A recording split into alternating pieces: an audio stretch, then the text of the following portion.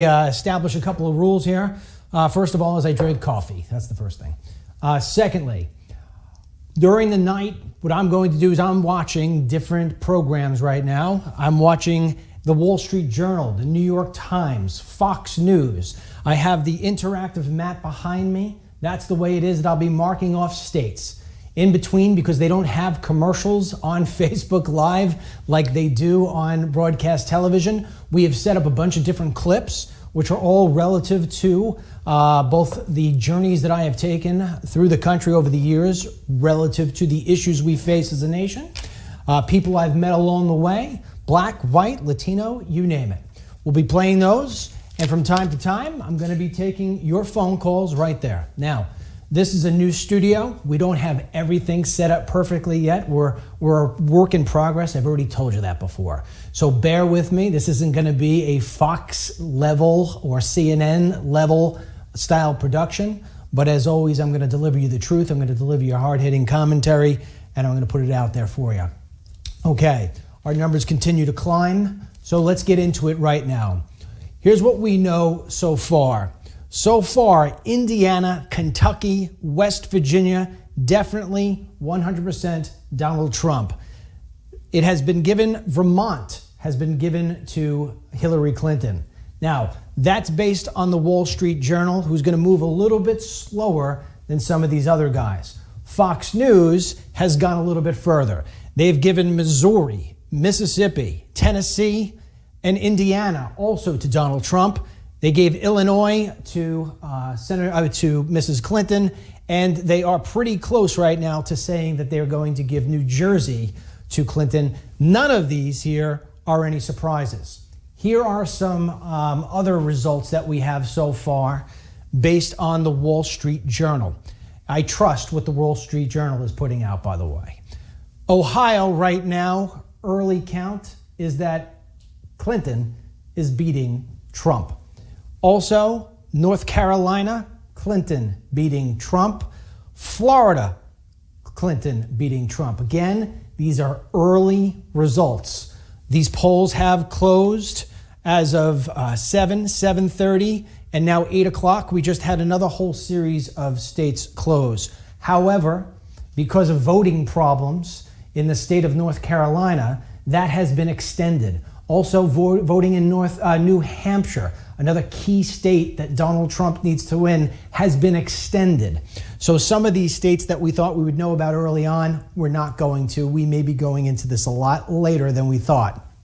Also, to put it out there, Virginia, which was supposed to be a slam dunk for Clinton and Kane, right now is shaded red.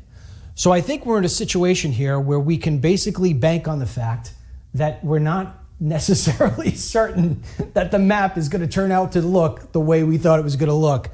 Oklahoma has just been announced for Donald Trump. So a few things. How is it, because I'm getting the emails from you, how is it that they say, hey, we've already declared a winner? What they do is they take these outside polls when people are coming through, they take that with the other data that they've collected, and when they see that it's just a complete blowout, they feel very confident about calling a state. That said, something like Florida, North Carolina, it's going to be a while yet before those states are actually declared, all right? There are a few things for those of you who are Trump fans, which I'm guessing of the 11,500 I see right now on Facebook, and I know we've got another crowd with us on YouTube, that you're all Trump fans. Let me tell you a few things that are very, very positive for us as this night progresses. In polling, when people have come out and they've been asked questions, the question was, Trump's treatment of women, did that bother you? 71% said it bothered them. 28% said it did not. Here is something that is so infuriating. And this is one of the biggest problems we have as a country when we look at our media and how it is that our country has completely lost its way. The rumors, because that's what they were not substantiated claims. the rumors that got circulated around, the false allegations that got circled around about Donald Trump from the media is going to play a role tonight. Isn't that a shame? We had a woman who put out a lawsuit stating that Donald Trump raped her when she was 13 years old. Filed the lawsuit, was going to come out last week and have a press conference, pulled out in the last second. Just 2 days ago, says, I'm pulling out the lawsuit. It was all fabricated. But yet, all over the internet, all over broadcast television, all over the liberal media, it was pounded home how this man, and even on Fox News, how he could be a sexual predator. And we have 71% of people believing this sort of thing is true. Another thing that will absolutely bother you. How many people out there were bothered by Clinton's private email server? 62% said it bothered them. 37% said it didn't bother them. More people in the country are bothered by allegations that have all turned out to be debunked, or just the person came forward and said I was lying. More people are concerned about that than they are about national security threats by a woman who put out classified information on private email. A woman who said to her maid, go print out these classified documents. How America has lost its way? You all go back to one word: the media. These notes that I'm giving you right now is strictly because of the media. I have been saying this for how long, and you know it. You cannot have a country operate if you cannot have voters vote if the voters don't have access to truth. If the voters do not have access to what it is that they need to make an informed decision. These polling numbers right here prove that the media is actually picking the president. That is what it comes down to. The media is picking the president. On a good note, Latinos are showing up more than they were in 2012 by 1 percentile. But Trump is getting 27% of that vote. So he is getting some of the Latino vote. It's not as bad as they said it would be. The thing is that Latinos are coming out in huge numbers. There are 1 million more in Florida alone than there were in 2012. Again, comes back down to the media. If Latinos were told what Donald Trump really believed, which was that they could live the American dream and have a better job, if the criminal illegal aliens and the people who are working here who shouldn't be working here were sent back home in a humane fashion, which is what he's always said, but nobody wanted to listen, the Latinos in this country who are legal would understand that he was not anti-Latino, he is not anti-Hispanic, he is pro-America. And in being pro-America, he could have given the Hispanics and the Latinos the opportunity to live that American dream. But the media never gave him the opportunity to give that message. Another thing, black vote. Trump is actually doing rather well with the black vote. The other thing that they're reporting across the way is that the black vote is not showing up in some areas where they thought they would, and it's showing up in big numbers in other places where they were afraid they wouldn't, such as Philadelphia. So, some of the things I want to talk to you about before we play our first clip, and I'm also going to start taking phone calls from all of you. We're going to talk about what's going on tonight. Take a look here. There's no new news here in terms of any new developments, so we don't have to change the maps or anything to that nature. Let me see right now. So far, right now, the electoral votes, they give 68 to Clinton and 67 to Trump. This is based on, what is this based on? I guess this is based on what we've already given you here so far. I'll take a look at it after when we take a break. But let me get into the first clip. Donald Trump has run on a theme called Americans First. That's really what it's been about. Hillary Clinton has run on a theme that was, let me be the first woman. Two different people, two different campaigns. Trump should be blowing her doors off tonight. Should be blowing her doors off. His message of Americans First, and I'm saying this because I know that there are still people in a lot of states who still, where the polls aren't closed yet, very important states like Nevada. And I know you're listening. I can see the people who are in here.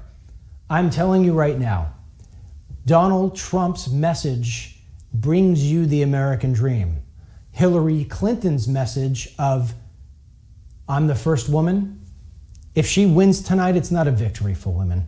If she wins tonight, it is a victory for corruption.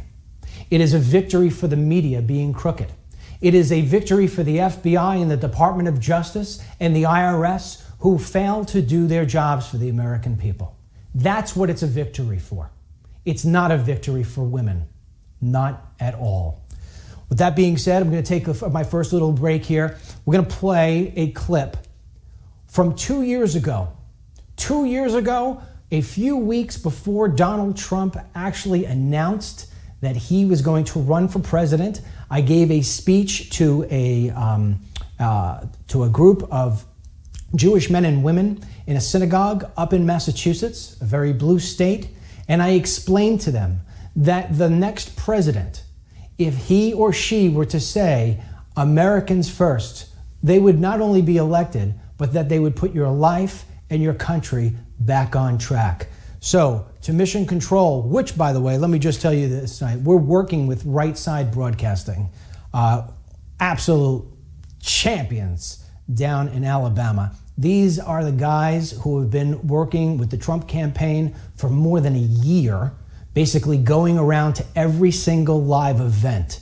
These guys have basically been the lifeline for many of us to be able to stay in touch with the Trump campaign as he goes around the country.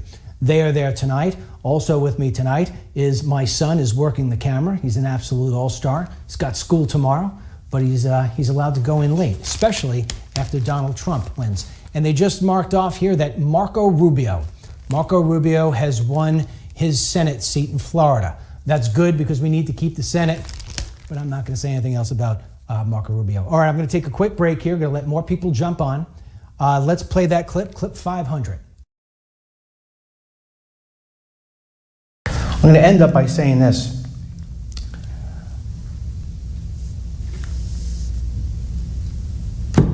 This isn't about the Republicans and Democrats. And unfortunately, I don't see one person who's thinking about or talking about running for office who addresses this the right way. Not one. They all run around the topic because they're all cowards. The first person who would actually stand up and tell Sean Hannity or stand up and tell whoever it is on NBC, yeah, I'm going to deport all the illegal aliens. And you're not allowed in my country anymore unless you come in the legal way, like we have had a program legally forever and ever and ever. I'm sending you home. Somebody says that. Somebody says I'm taking care of Americans first.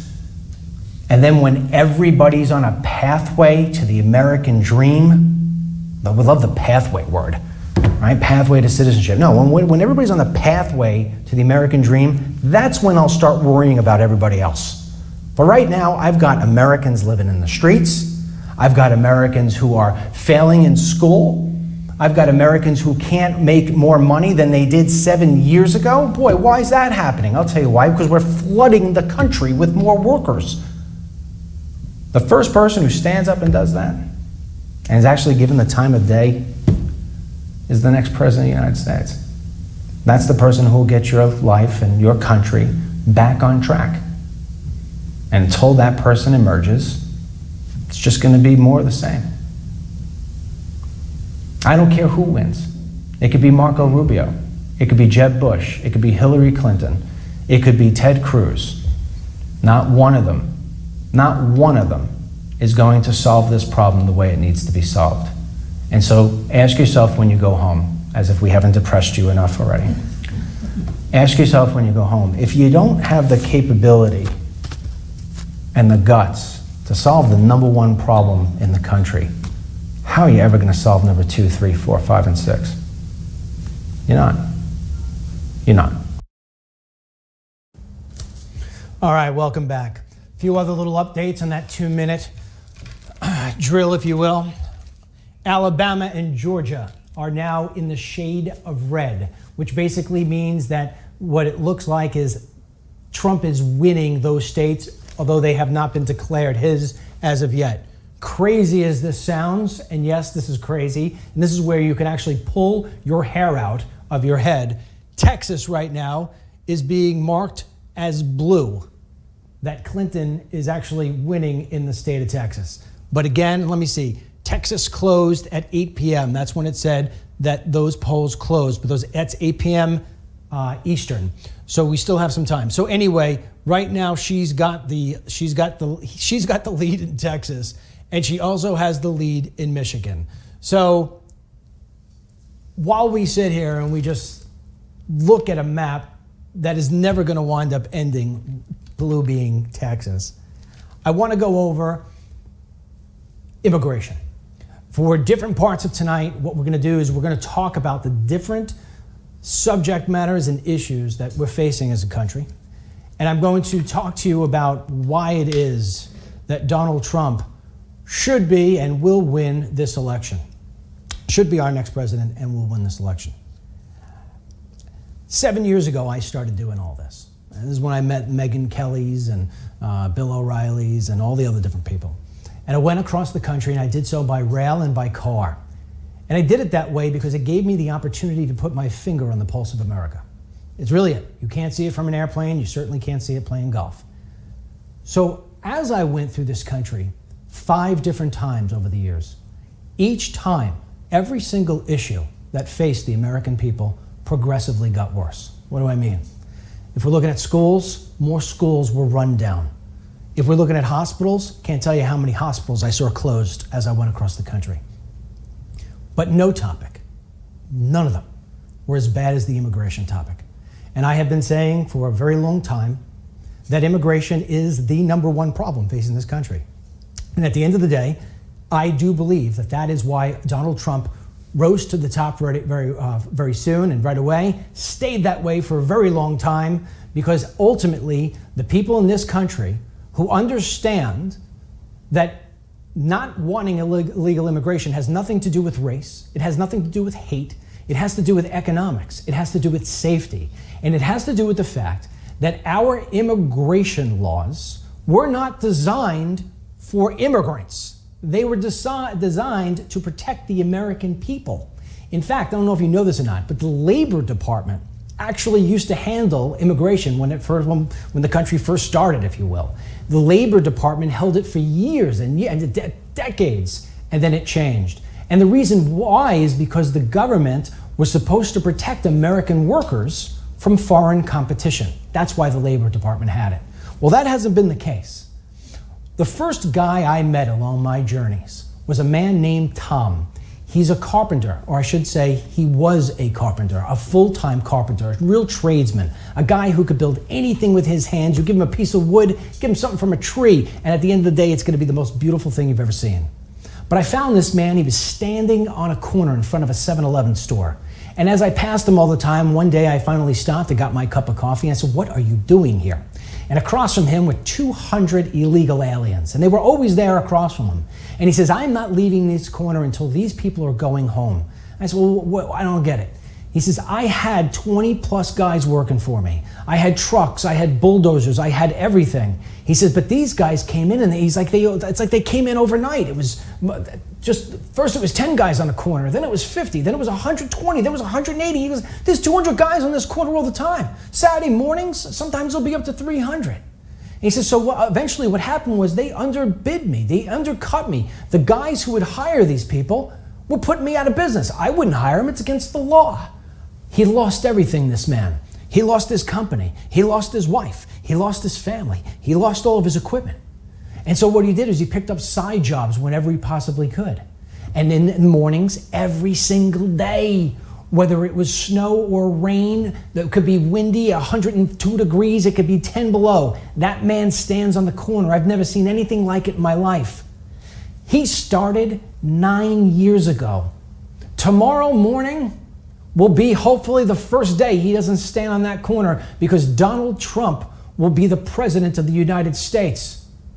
I want to play a clip from Tom. I just ran into him not so long ago, had my cell phone, grabbed it, and listened to what he has to say. Play clip number 402. Welcome to South Heaven. I want to get the hat. So Tommy, you're all for Trump? 100%, 120% behind Donald Trump. He is the man. Why is that? Because he's going to solve the problems in this country without being politically correct, without worrying about anybody's feelings.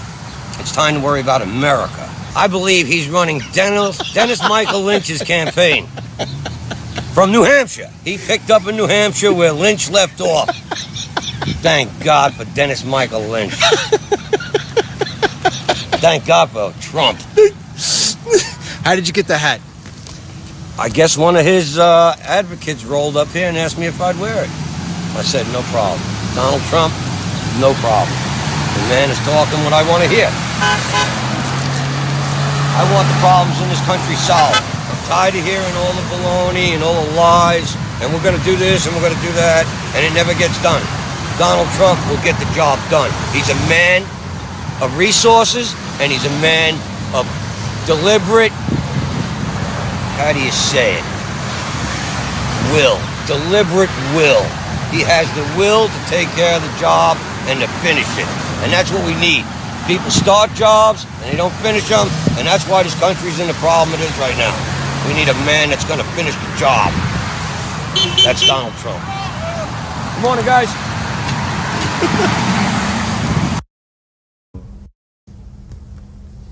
All right, so we're back.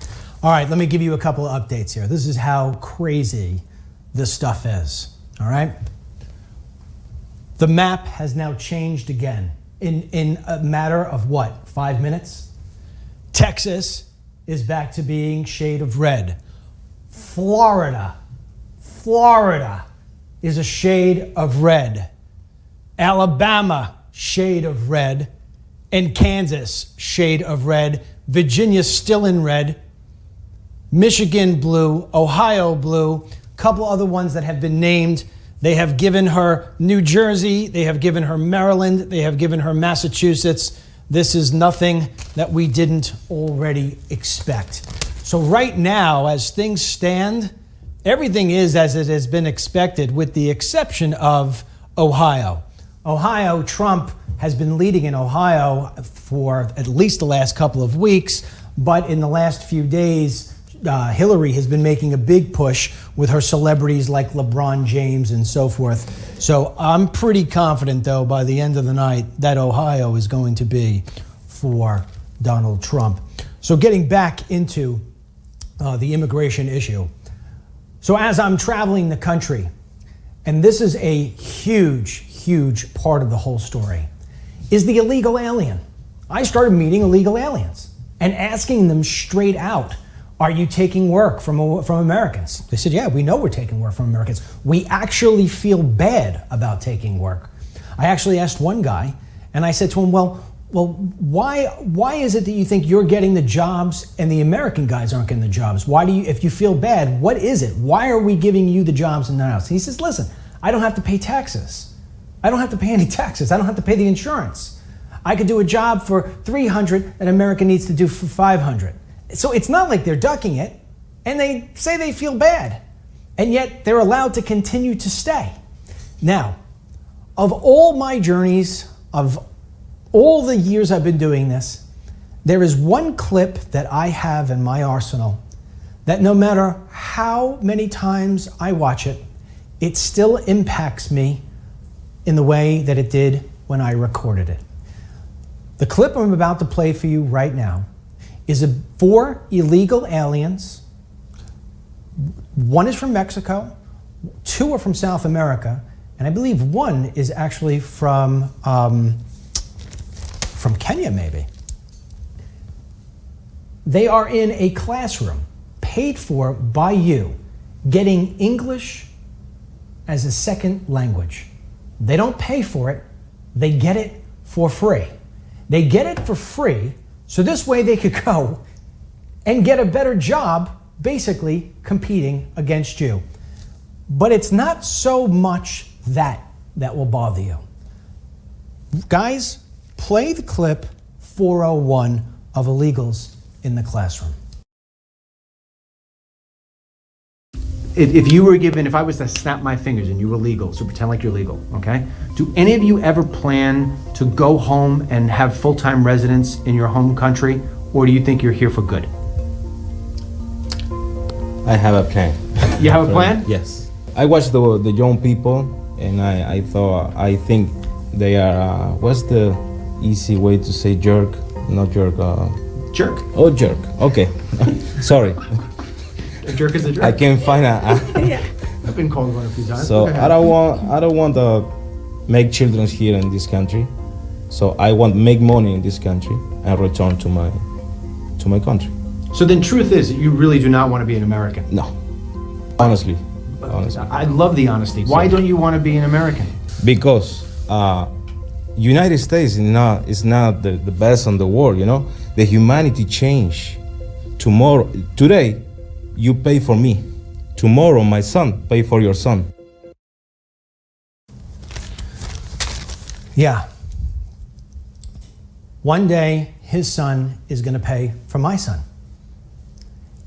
When the illegal aliens realize what's going on in this country more than the actual American citizens do, that is a sad day. Donald Trump will fix that. If you're watching this right now and you have not cast your vote yet, understand that that problem is real. It is across this country at numbers that nobody ever admits to. The government has been telling you that it's 11 million illegal aliens in this country for how many years? Well, if you remember back when Romney and Obama were running against each other, they were using the number of 11 million. Actually, sometimes they would use 12 million. And yet we've had incredible surges that just don't stop. 7, 8, 9, 10,000 people per day coming through the border and just being let loose into the general public. Here's another thing I don't know if you know. We're going to play this clip for you right now. Obama will tell you that the borders are secure. Hillary Clinton will tell you the borders are secure, and she wants secure borders. She has never done anything for secure borders. I am going to show you a clip right now from Arizona that will absolutely blow your mind. And when you're watching this clip, I want you to ask yourself, what happens to this country if Donald Trump is not elected the President of the United States? Guys, I want you to run clip number 400. The little pink 2-story house is surveilling the border 24 hours a day. This is Border Patrol's access to the border. And is that why we have 3 Border Patrol right there? Yes. And is this a crossing right there? The port of entry is just right in front of us there. All right, can we go up there? Yeah.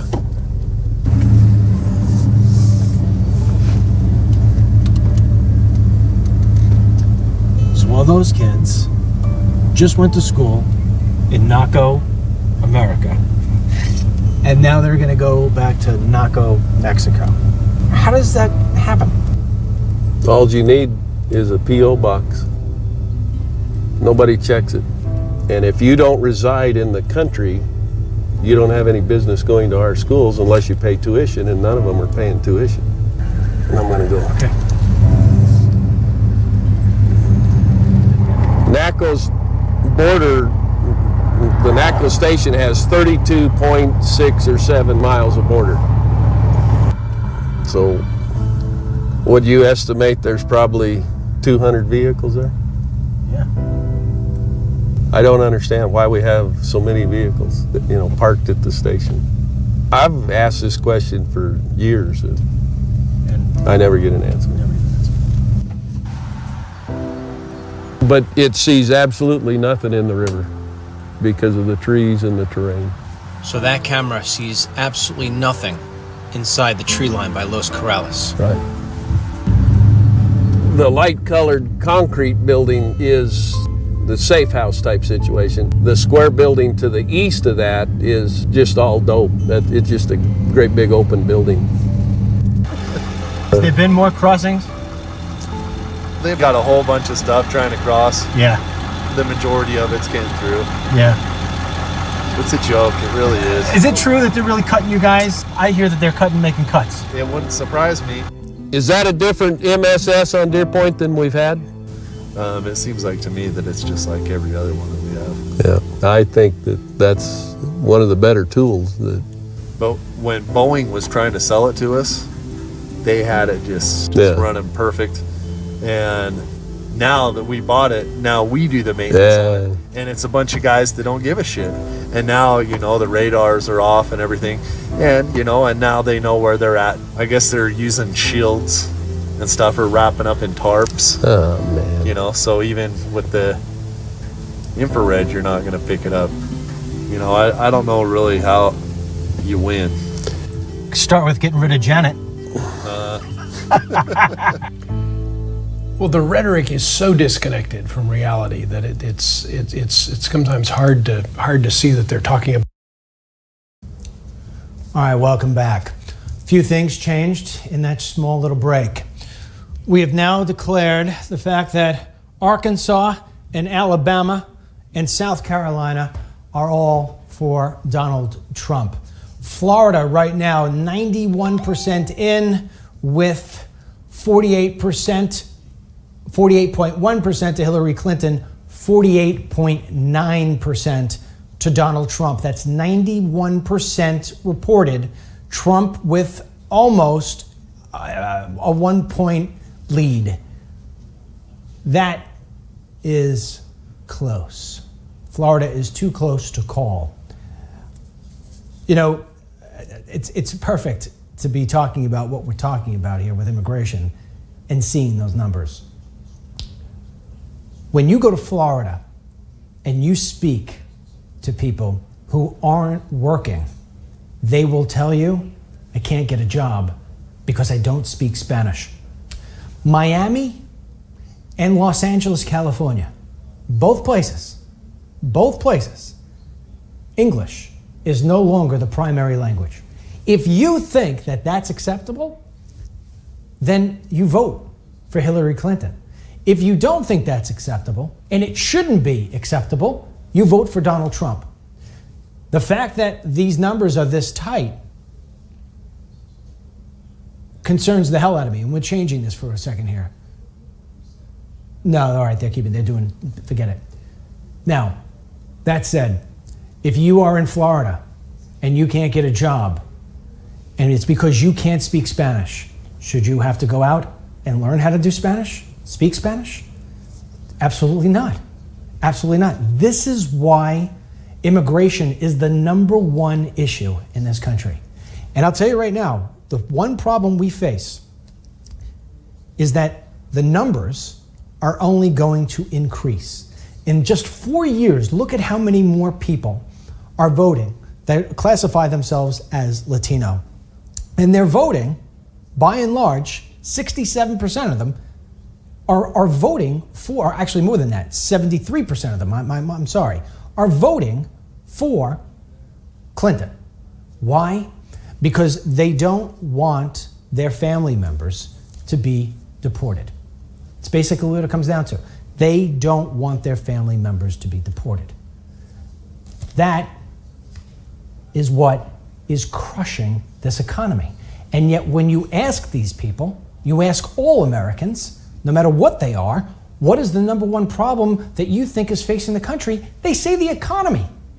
You can't have a better economy if people don't have jobs. It's so connected to each other. But the problem comes back to the same thing I've said to you. The media does not report this. The media never shows the kind of clip I just showed you. They don't show it at all. In fact, I wish I had this clip for you. ABC News was 1 week after I was down there in the area I just showed you in Naco, Arizona, ABC News was there, and they showed people that the border was secure. They went to one section of fence and said, look at this fence, how secure it is. And they talked about how many drones and how many agents we had. But they didn't give you the sort of report that I gave you. And that's why it is that Americans can't make good decisions, because they're not getting good news. They're hearing people who are anchoring news programs more interested in selling you their book than they are giving you the real straight news. Now, I'm going to play you one last clip here from an INS agent who basically puts it as well as anybody in the country. His name is Michael Cutler. I have learned a majority of the things I know about immigration from this man. When we come back, and it's only about a minute clip, we're going to be talking to somebody from Right Side Broadcasting who's going to tell you what it was like for him to actually be at every single one of these Trump rallies. This guy's been to all the different states. So cut to clip number 403, and I'm going to get Adam on the phone. Well, you know, I once said to Lou Dobbs that nobody would break into the amusement park if they couldn't get to go on the rides. Is that if you are here illegally, you should not be able to get a driver's license. You should not be able to get a job. You should not be able to open a bank account. I understand now that the government has decided that it's okay to give flight instruction to illegal aliens. Think about 9/11. You know, we're standing here, here's the Statue of Liberty. This is what my mom saw when she first came to America as a 14-year-old girl. It's what my dad's parents saw when they came here. And they were thrilled to be here because it was a big deal to come here. Today, we are making it less and less significant to be a citizen or a resident alien or an illegal alien. We have so blurred the distinction. I mean, what is it that we're trying to tell the world? Come to America with the expectation not only of getting away with violating the laws, but be rewarded for violating the laws. That has to change. All right, on the phone with me is Adam. He is from Right Side Broadcasting. This guy has been everywhere with the Trump campaign. He has seen all the different rallies. I want to ask him some questions. He's here on the phone. We're going to do it in the old way where you take the phone and you put it up to your microphone. You know, one day we're going to look back on this and we're going to laugh at the fact that we're sort of like putting this all together with Band-Aids. And I don't know, this one will go in the archives as our first broadcast. Anyway, Adam, I appreciate you being with me. Let me ask you a question. Wait, Dennis, let me say something first. Yeah. Welcome to RSBN. I'm enjoying your show. I find it very compelling, especially your talk about immigration and the media. And I've gotten to see the media firsthand, and I really agree with you 110%. Fantastic. I appreciate the kudos. Let me ask you a couple of questions. Did you spend any time in Florida? Oh, yeah. I say I've been everywhere, man, but especially to Florida, Ohio, and North Carolina, and a little bit to Pennsylvania where I'm from. Okay, so let's talk about Florida for a second, because this is going to be a nail biter. When you went to those rallies, what was it like? Was it any different in Florida than it was per se in another state? I mean, were the crowds huge? What did you feel when you were in Florida? You know, there is a similarity between all the crowds. Every single one was packed to capacity, with two exceptions where they still were great rallies. In New Hampshire and Manchester one time, it was maybe only 97% full of capacity because they had to shuttle people from the airport. It was a terrible park situation at a sports complex, which was not meant for spectators, but for people actually using the fields. And people in New Hampshire are gated anyhow because, you know, they get all those guys up there for months in the winter.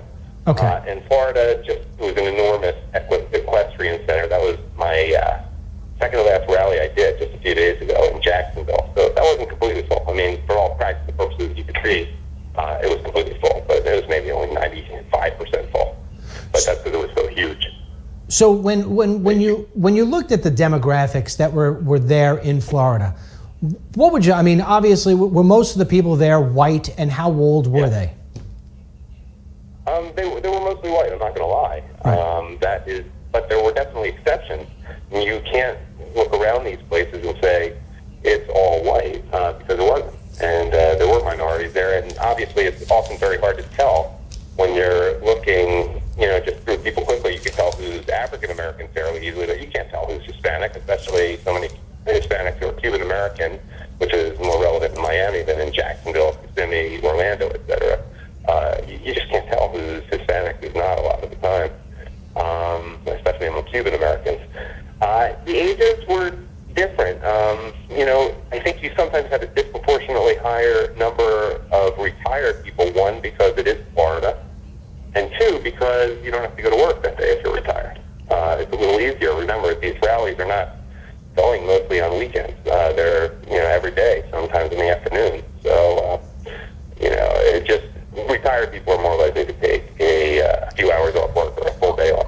All right, so then let me shift gears for a second. So basically the demographic at all of these rallies, because I've been to them as well, you tend to get the older crowd. And when I say older, I'm going to age myself here. I mean, you get the people who are 45 and older. It's primarily white, but you still do get, and we're going to be playing a couple of clips, you still do get a lot of blacks and Latinos who are showing up for the Trump rallies. When you were in the Carolinas, did more blacks show up at the Trump rallies, or did it still stay white? The one I did 2 weeks ago, yes, but that was specifically targeted towards blacks that were.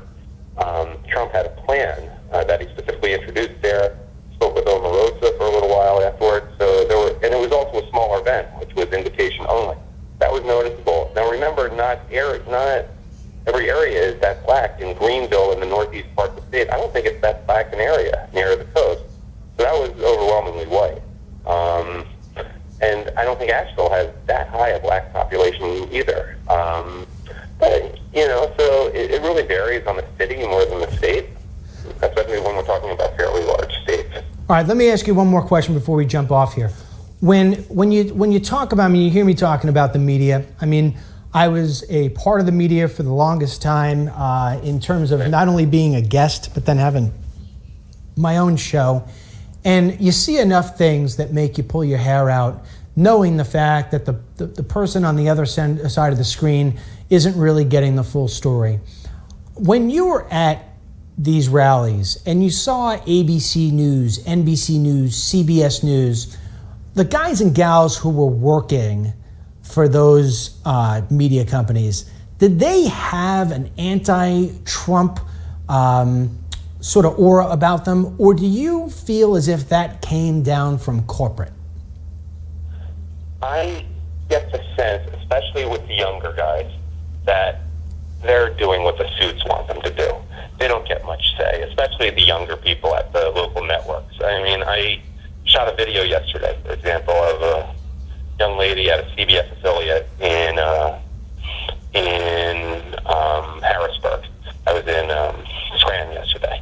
Okay. And it was shocking to me how she was talking over, giving a so-called report, not really reporting anything there, just saying the narrative that was given to her, while one of the heroes from Benghazi was talking on stage. It's like the Trump event is really just a backdrop for whatever the narrative is. It's not even reporting.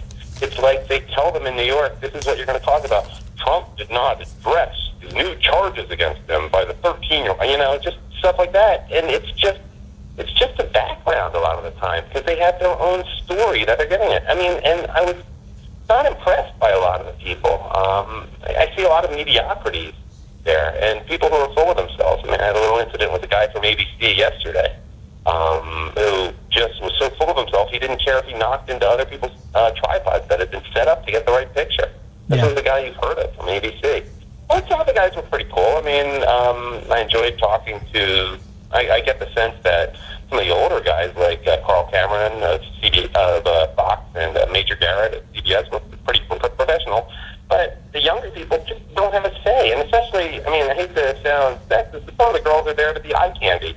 And they're 1 or 2 years out of college. They're not reporting. They're just, feeding a narrative and looking fairly good, saving people from a trip to Hooters. All right. Well, listen, I'm looking at my time here, and I've gone a minute over. I appreciate what you've done. I appreciate all the hard work. I've talked to Joe. I've met Brad. Actually, Brad was here in my studio. You guys, you basically did it without any sleep, and I think America, especially Trump fans, really appreciate what you guys did over there at Right Side. I'm going to jump off. I appreciate it in a big way, Adam. What you do, welcome to Right Side. All right, buddy. Okay, so before we move into our next segment, I'm going to start taking some of your phone calls. And I want to play one more clip for you. This is from a job fair down in, I believe it was North Carolina. It was either North Carolina or South Carolina, where jobs are very tough to come by. And South Carolina has already gone to Trump. And by the way, taking a look at this right now, it is a shade of red going to North Dakota. Maine has also been turned to a shade of red, believe it or not, but I'm not going to get too excited about that just yet. Also looking right now at updated numbers here in Florida, 49.1% Trump, 47.8% Clinton. Folks, we need Florida. We need Florida. He gets Florida, this is going to be a good night. All right, I want to play this clip for you. It's people who have no jobs in Carolina. Clip 900. Give it a play. I'm looking for a job for a few months now, but it's hard to find full-time work around here. I've been seeing a lot of companies hiring illegal immigrants, paying them off the books cash, and they don't even look toward us because they can make more money for themselves and pay all these immigrants less money. How long have you been looking for a job? I've been looking for a job for the past year. What kind of a job? Anything available. No jobs available. I haven't been able to find any, and I was looking earnestly for 2 years. So I've been down here for 4 months. I filled out no less than 25, 30 applications at different places, and I'm applying for jobs that I never anticipated looking for before. What do you think is going to happen if 11 million illegal immigrants are now allowed to compete for the same job? Bringing more immigrants in is going to make it worse than it already is. I'm all about us making it over here first before we can take care of someone else. I think that's the important thing. I've been on unemployment for 7 months. I'm tired of unemployment. I want a job. All right, welcome back. You just seen that. I mean, that is a mixture of blacks, Latinos, and whites of all ages. I met these people one after the next saying, I've been looking for a job for 2 years, for 2.5 years. These people aren't on the unemployment lists in terms of when you see the unemployment numbers that Obama puts out when he says it's 4.9%. These people have fallen off that number because they're no longer collecting benefits. They're sitting there, and most of them had given up. And they said, you know what, there's a job fair. I figured I'd try it again. Those people, there were people there who had master's degrees looking to get a job at Bojangles, cooking fried chicken, looking to get a job at Bojangles for minimum wage with a master's degree. This is what you experience when you go around the country like I've gone around the country. One of the places I've visited quite often, which is as blue as the sky, is Maryland. On the phone with me right now is Karen. Never met her before, never spoke to her before, called her randomly because everybody sent me their phone numbers and said, hold on, best indicator of election is the SP future. Okay. Sorry, I got a text here. Karen. Yes. Hi, how are you? What part of Maryland you in? On the Eastern Shore. You're on the Eastern Ocean City. Now, your state is extremely, extremely liberal. I'm assuming you voted for Trump tonight. Yes. Okay. When you look at the state of Maryland, what is the biggest problem facing your state? Jobs. When you say jobs, I mean, what kind of jobs? Everything? Well, yeah, I mean, the higher paying jobs. The biggest eye opener for me right now is I have a 17-year-old who's a senior in high school. He has gone all over the place applying for jobs, and he has to be 18. I don't know when that changed, but I didn't even realize that.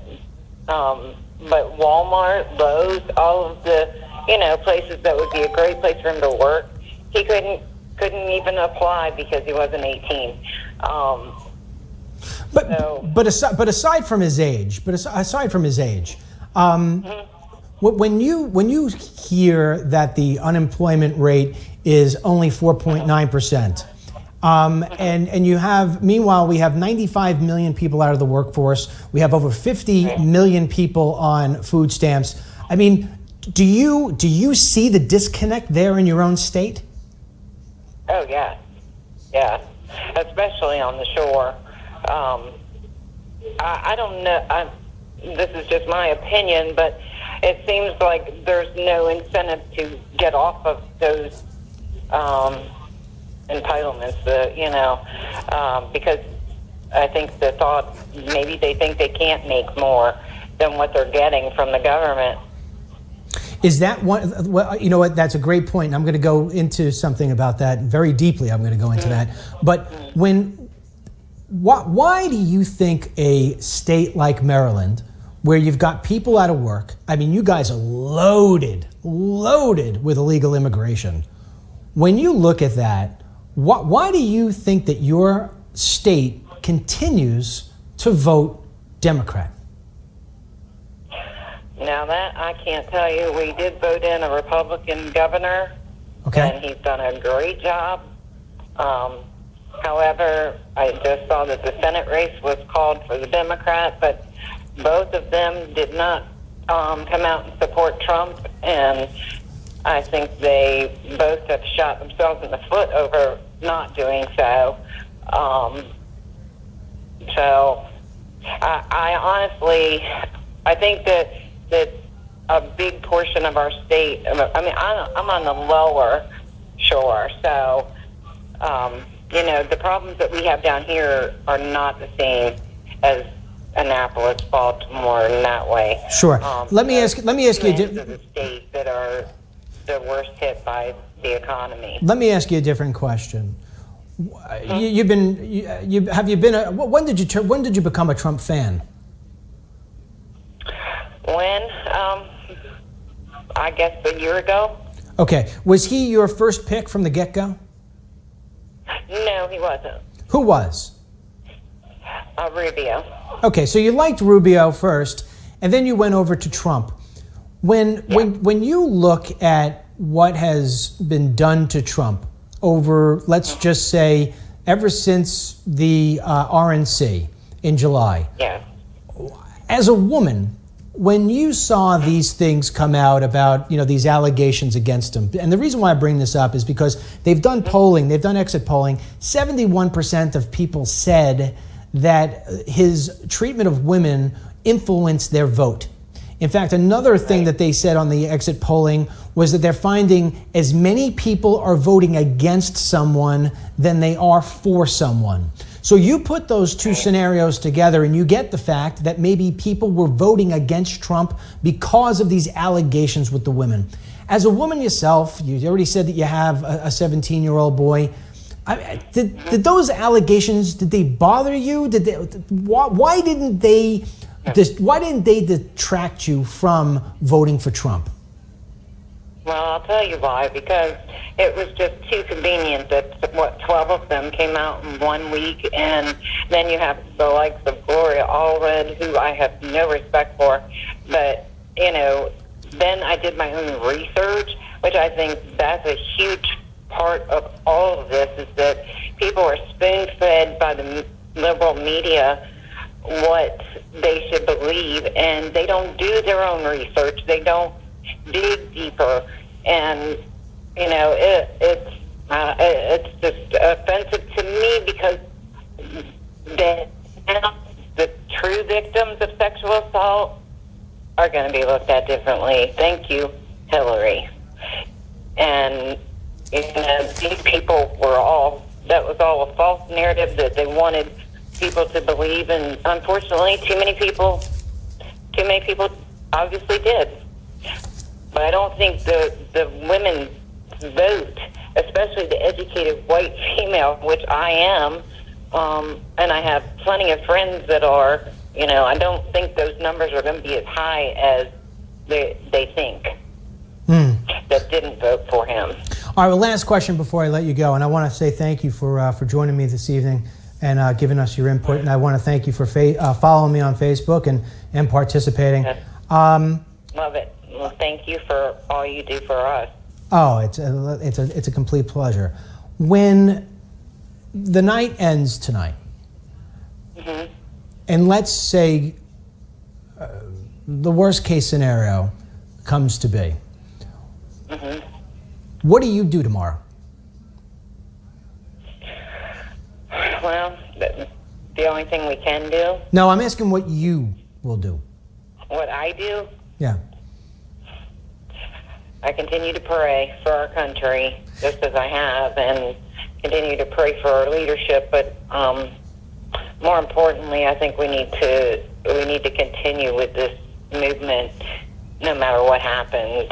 And I think we need to hold people more accountable. And I think the silent majority has got to stop being silent.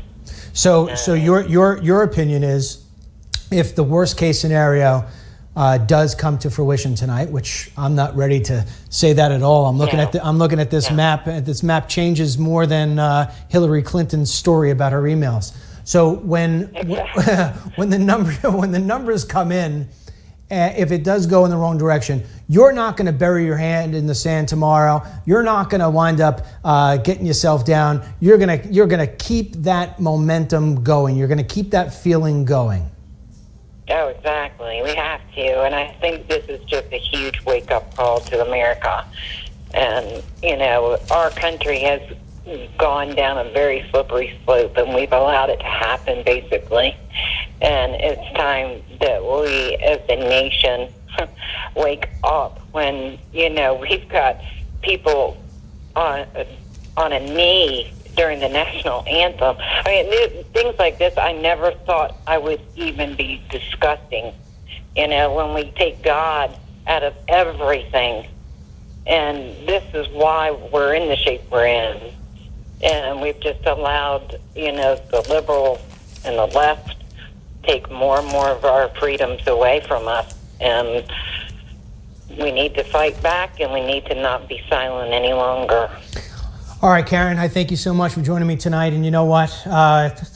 We're going to win tonight. So no sense of worrying about what you're going to be doing tomorrow. I think we're going to win too. I think I might not get to bed until 2 o'clock in the morning like you, but you know what? Yeah, well, I think a lot of the mainstream media is going to have a lot of egg on their face.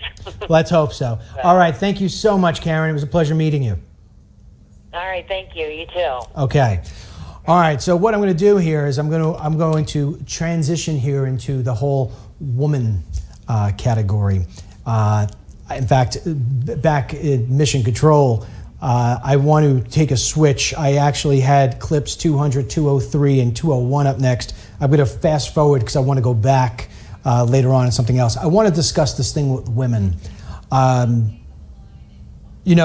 said this today during my walk and talk, and for those of you who are just joining for the first time, I do a walk and talk every single day. Basically, I take the phone, and I usually with my wife, and I hold it like this, and we walk for about 20 minutes I walk for more than 20 minutes. I walk for about an hour and a half every day.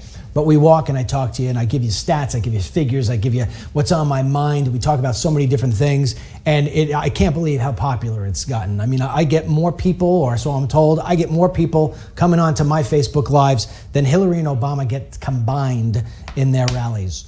So it's a very popular thing, and it's 11:40 a.m. every single morning. I do it every single morning. And if it rains or if it starts to get inclement weather, I sit in my car and do it. So I'm with you every morning. Set your alarm on your phone, and if you want to start getting really healthy, if you're not healthy already, take the walk with me. People are now doing the walk. They're putting their phone, they're just listening to me as if they're listening to me on the radio.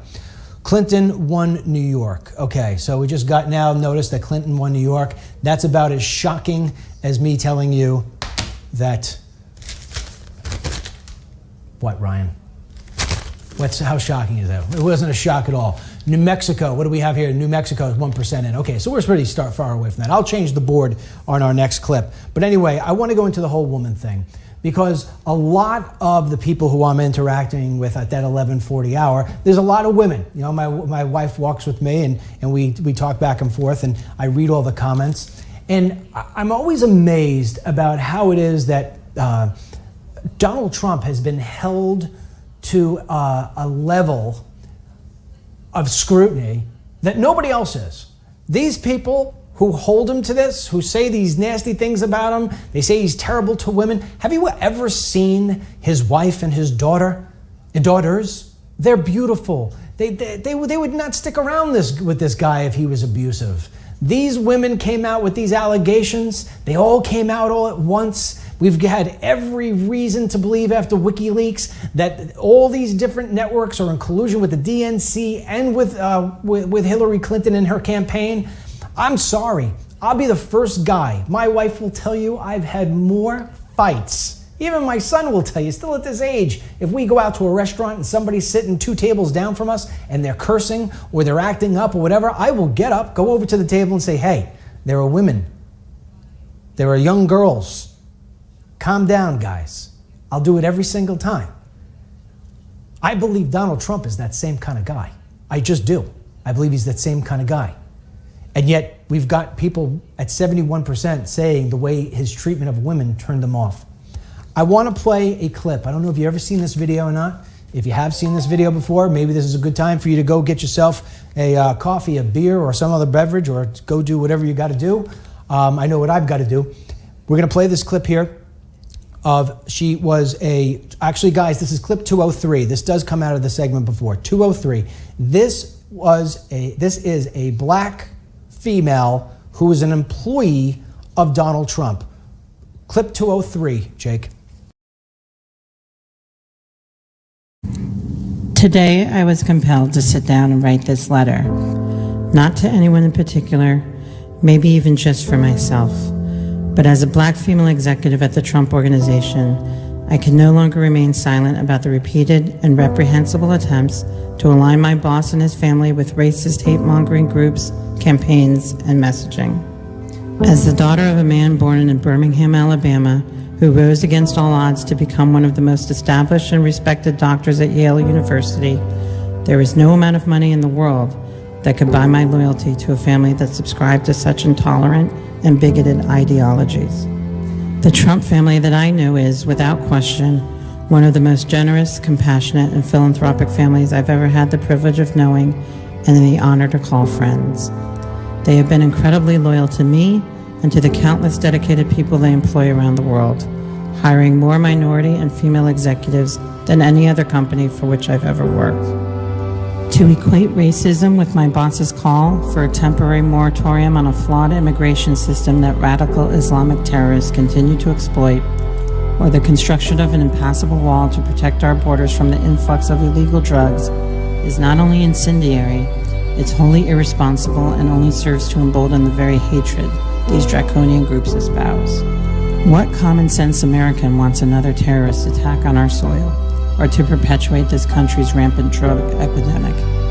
But to compare my boss to Adolf Hitler, simply to spin your own political agenda or social media punchline, is a personal affront to the extermination of over 6 million Jews and trivializes one of the worst acts of human genocide this world has ever seen.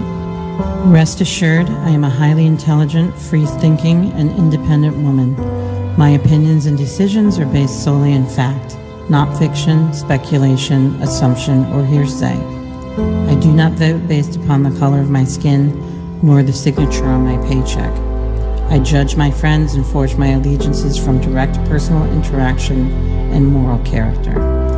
That said, there is no higher barometer by which to measure oneself than the one continually set by this family and their spouses, and I should know. Like many Americans, I have struggled with substance abuse and addiction. The Trump family has stood by me through immensely difficult times without hesitation or concern for their own reputation by association. They continue to trust me with every aspect of their lives and the lives of their families. They invite me into their homes and welcome me at their family gatherings. For the past 6 years, I have held an executive position as it pertains to the distribution of their charitable funds, and they have charged me to identify worthy and altruistic missions. I could not be more humbled. This is the Trump family that I know. Only up until now, it's all just been opposing campaign rhetoric and paid protesters. But then, a letter came. And I thought to myself, who does this person think he is to threaten to kill somebody else's family? Any family. this family, my family, all because of a political race, a campaign. But then I realized that this isn't just a race to Mr. Trump. This isn't just a race to his family, nor to our veterans or the unemployed. And because of that, this family is willing to risk their own lives each and every day for the greater good of this country. But I would be lying if I said I didn't fear for them now.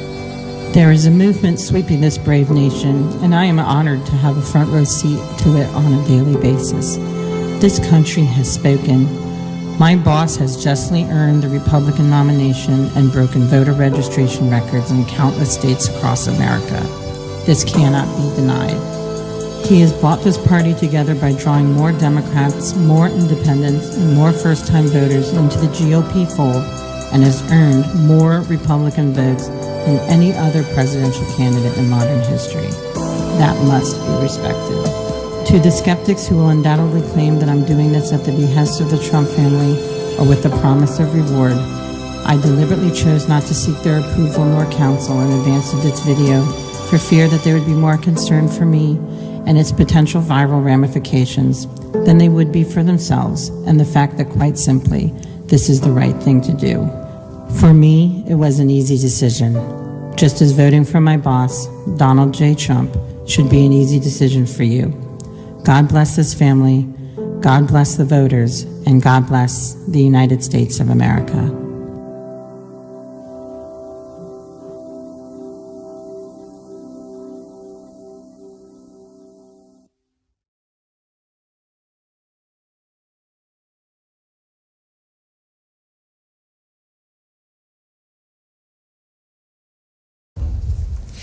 All right, welcome back. You know, it's funny, the first time I had seen that video, it actually brought tears to my eyes. And I'm wondering whether or not it did to you as well. That is, I think that is one of the best testaments to who Donald Trump and his family is. And you know, that's an important thing. Before I have another caller on here, Lady Cindy from California, we're gonna hear about her voting experience. It's very interesting. But, you know, let me say this.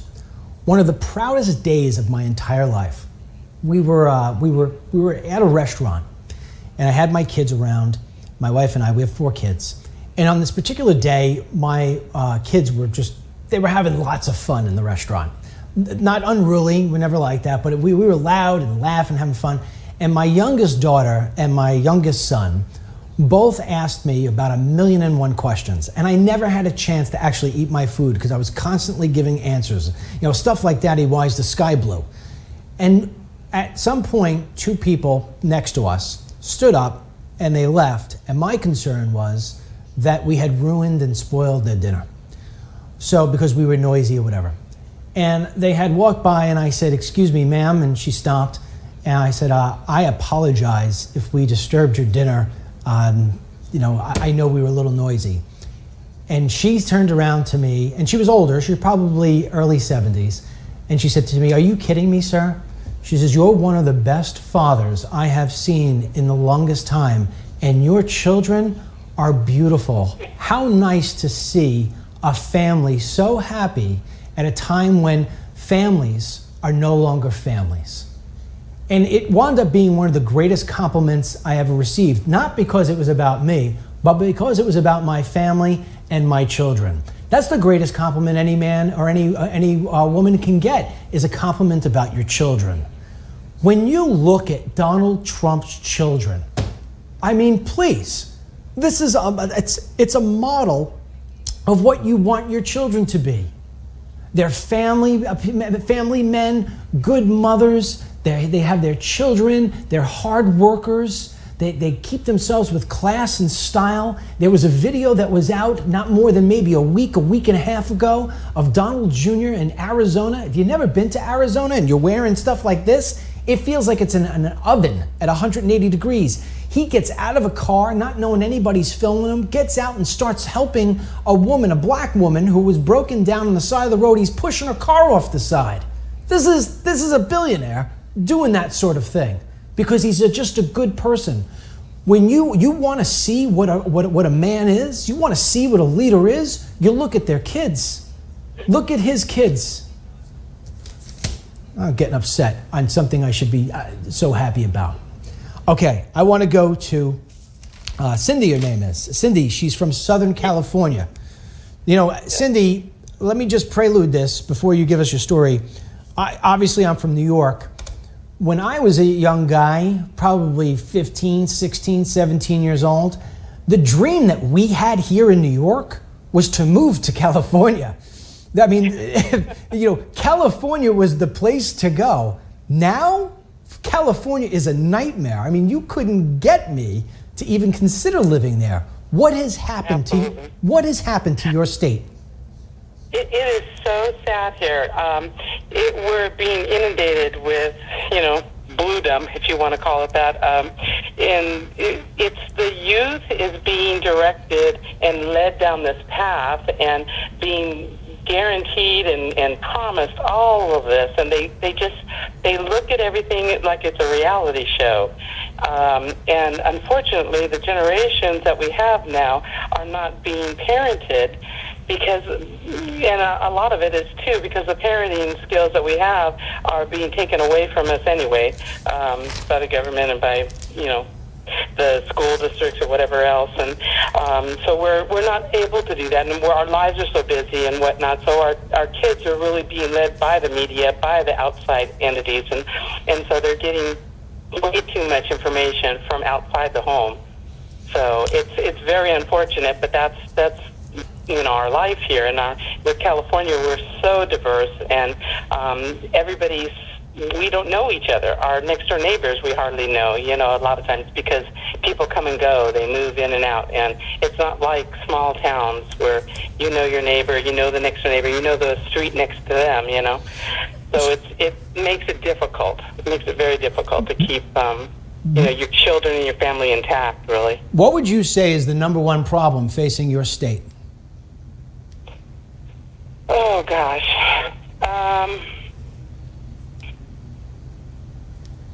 I would just say jobs, I guess. Jobs, yeah. What? Jobs and or maybe drugs, because, you know, it's so scary how we have right now on the ballot in Southern California, I guess it's all across the California here, for legalizing marijuana as well. And I mean, from day one, everybody, including the media, has been saying how it's going to pass, no problem. And I mean, I'm in the medical profession, and I just see it as, you got to be kidding me. We can barely keep up with the patients as we are right now, with the drug infestation, with these people that come in. These people are on the road, and the police, as it is right now, cannot figure out. They don't have the skills or the equipment to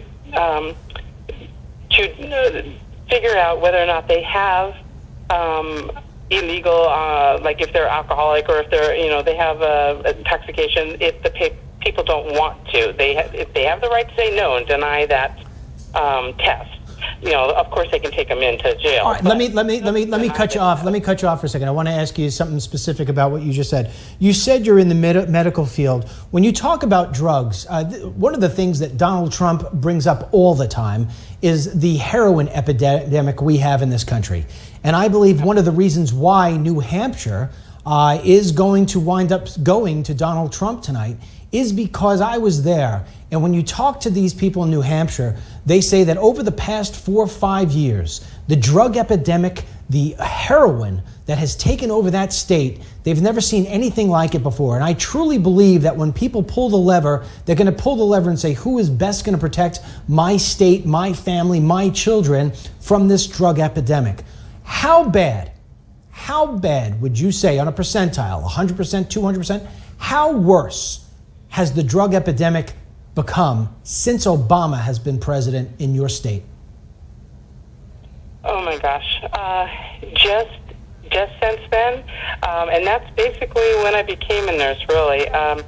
So I can see it gradually. Every year we have more and more clientele that are coming in with addictions, and we have no control over that, and they're not compliant because they are addicted. As soon as they come back, as soon as they go out, they come right back with the same addictions. There's no change because it's so they can get it at any time. They can get it on any corner. Okay. So before I jump off with you, I want you. You said you had an interesting story about your voting experience. If you could give it to me in 2 minutes, because I got to go to another clip. In 2 minutes, tell me what took place. Okay, so I went in to voted every year since I've been able to, since I was 18. This is the very, very first time ever I was denied a vote, in a regular vote. What do you mean? Ballot. I was told that I was sent a mail-in ballot, which I did not request, did not receive. And I questioned it. They said, no, you just have to go over to that table, fill out a provisional voter receipt. And what is this? Well, you can fill this out, you can still vote, but it will be held until after the election when they count all the votes. And then as soon as they find out that we do not receive a mail-in ballot of yours, then we'll count your vote. And I was like, but how is this happening? And while I was there, 3 more people, same thing happened to them. And then another person, after I went to turn mine in, another person. There was a separate table set up just for that. And when I talked to the gal, she said, oh, this has been happening all night long. And she worked there at the polling place.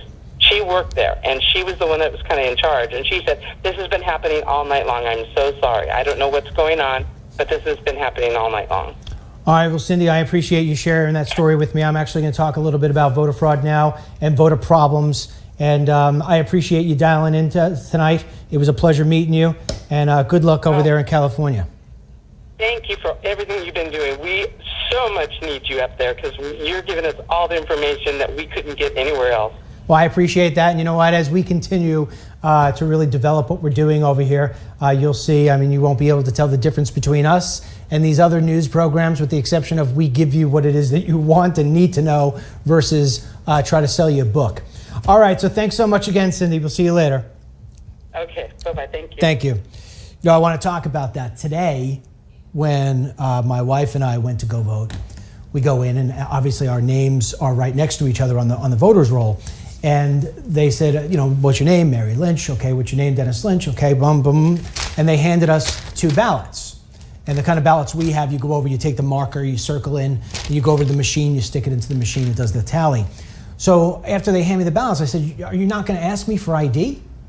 And they said, no. And I said, really? And they said, yeah, no, no, we're just going to check your signature against the last time that you were here. And I said, oh, okay. So I signed my name, and I waited for them to check, and they didn't check. I said, so you're not going to check the signature? And the one woman said to me, well, what we do is we see, if you look like you had been drinking or something like that, we would actually check to see the signatures. Now, here's the thing. Over the last couple of years, as I've gotten more into doing media and online, I've been using DML more often. So the way I used to sign my signature was Dennis M. Lynch. That's the way my signature is going to be on that roll. The way I signed it today was the way I sign it now all the time, DML. The 2 signatures would never match. They're not even, it's not even close.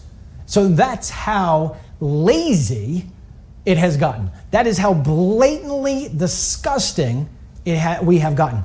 We are the most advanced country in the world.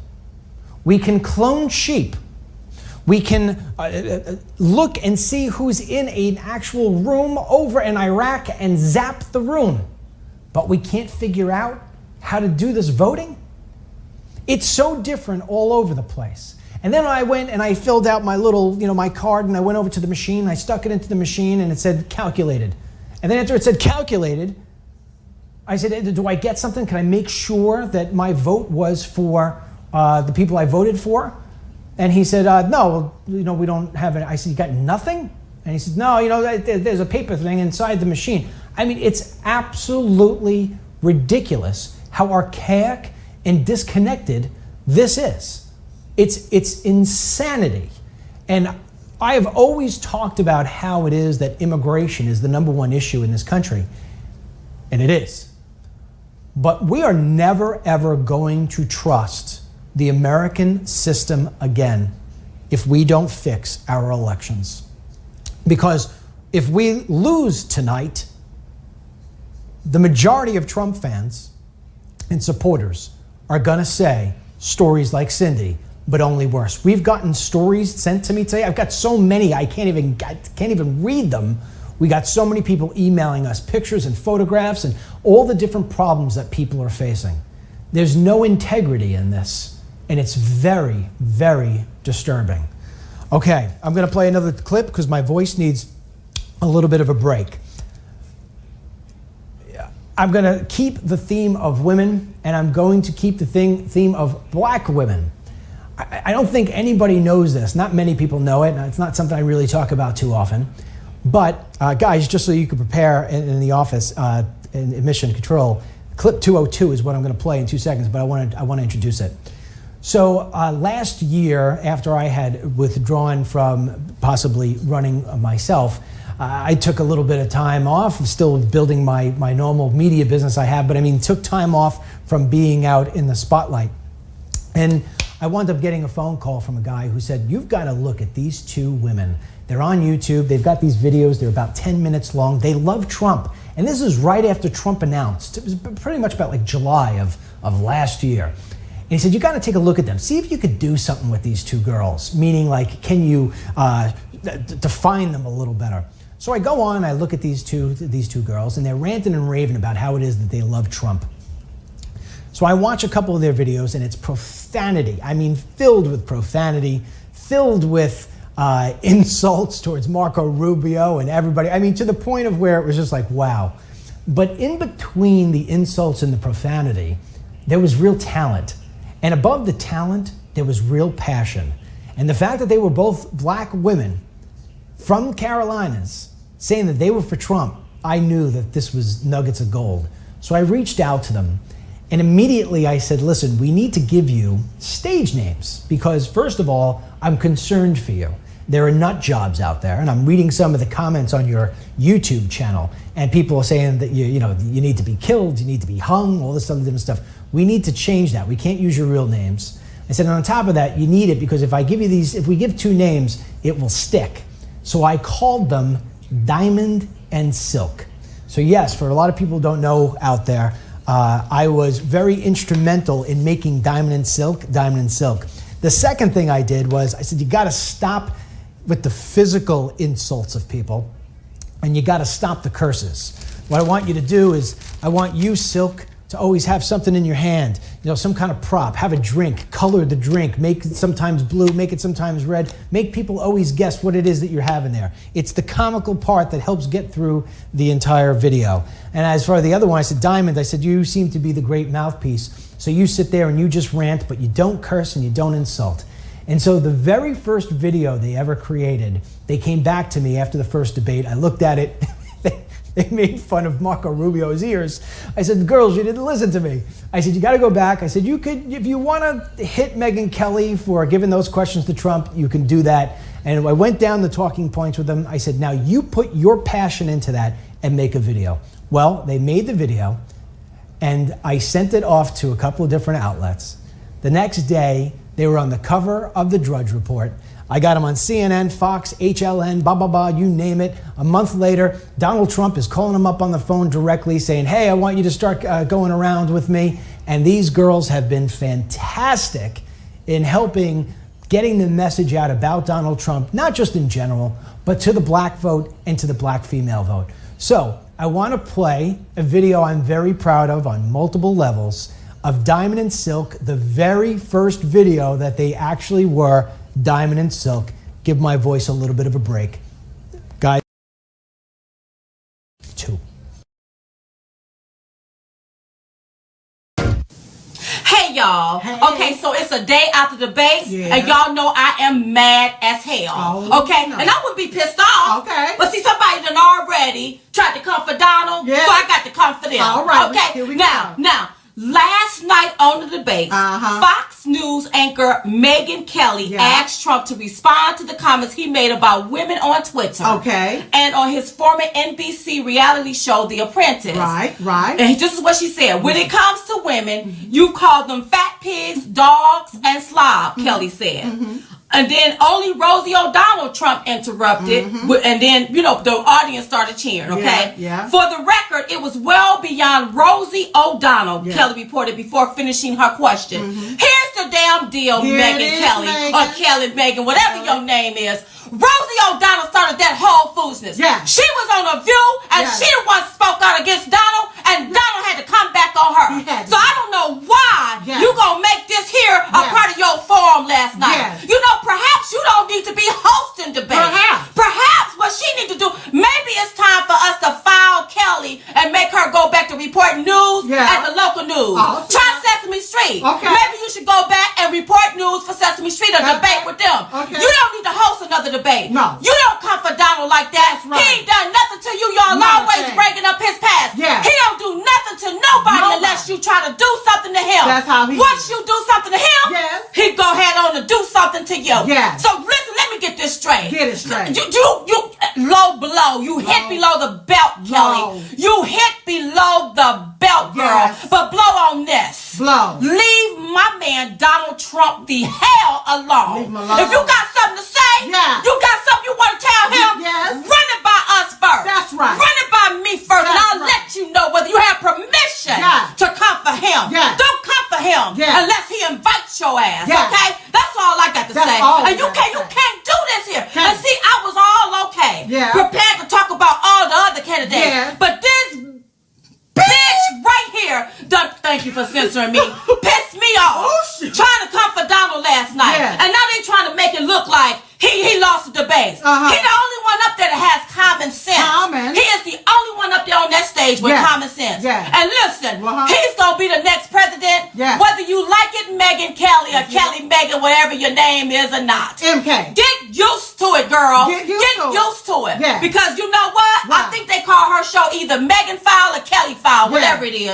Maybe it's time for her to file out. File out. Go report the news for Sesame Street. I would love to see you sitting up there with Kermit and Miss Piggy. Okay? And you know what, Kelly? They already say you look like a tabloid Barbie doll. That's a tabloid Barbie doll. That's what they say. You know what? I wonder which tabloid is she working for? Who is trying to push you to destroy Donald Trump? All right. Who is it? Who is? We got to get on top of who it is. That's that's after her to make her destroy Donald Trump. All right. And see, we wouldn't talk about none of this. No. We would never talk about it. But I woke up with it on my mind, pissed off with Megyn Kelly, Kelly Megyn, whatever her name is. Leave Donald Trump alone. Leave Donald Trump. Leave him alone. Period. Bye.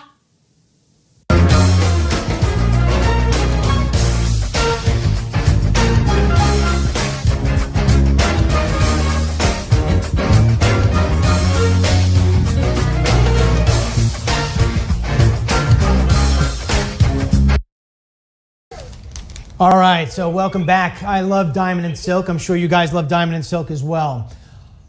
On the phone with me, I have a woman named Bethany. She is a first-time voter. She is from West Virginia. Before I go asking her questions about what it's like, how she felt to vote for the first time, and by the way, I could hear in the background she's got a little one, so I'm going to ask a couple of questions about that as well. But one of the other things that I have felt as I've gone around the country when I talk to women is that they are excited for a woman to be president, but they just don't want it to be Hillary Clinton.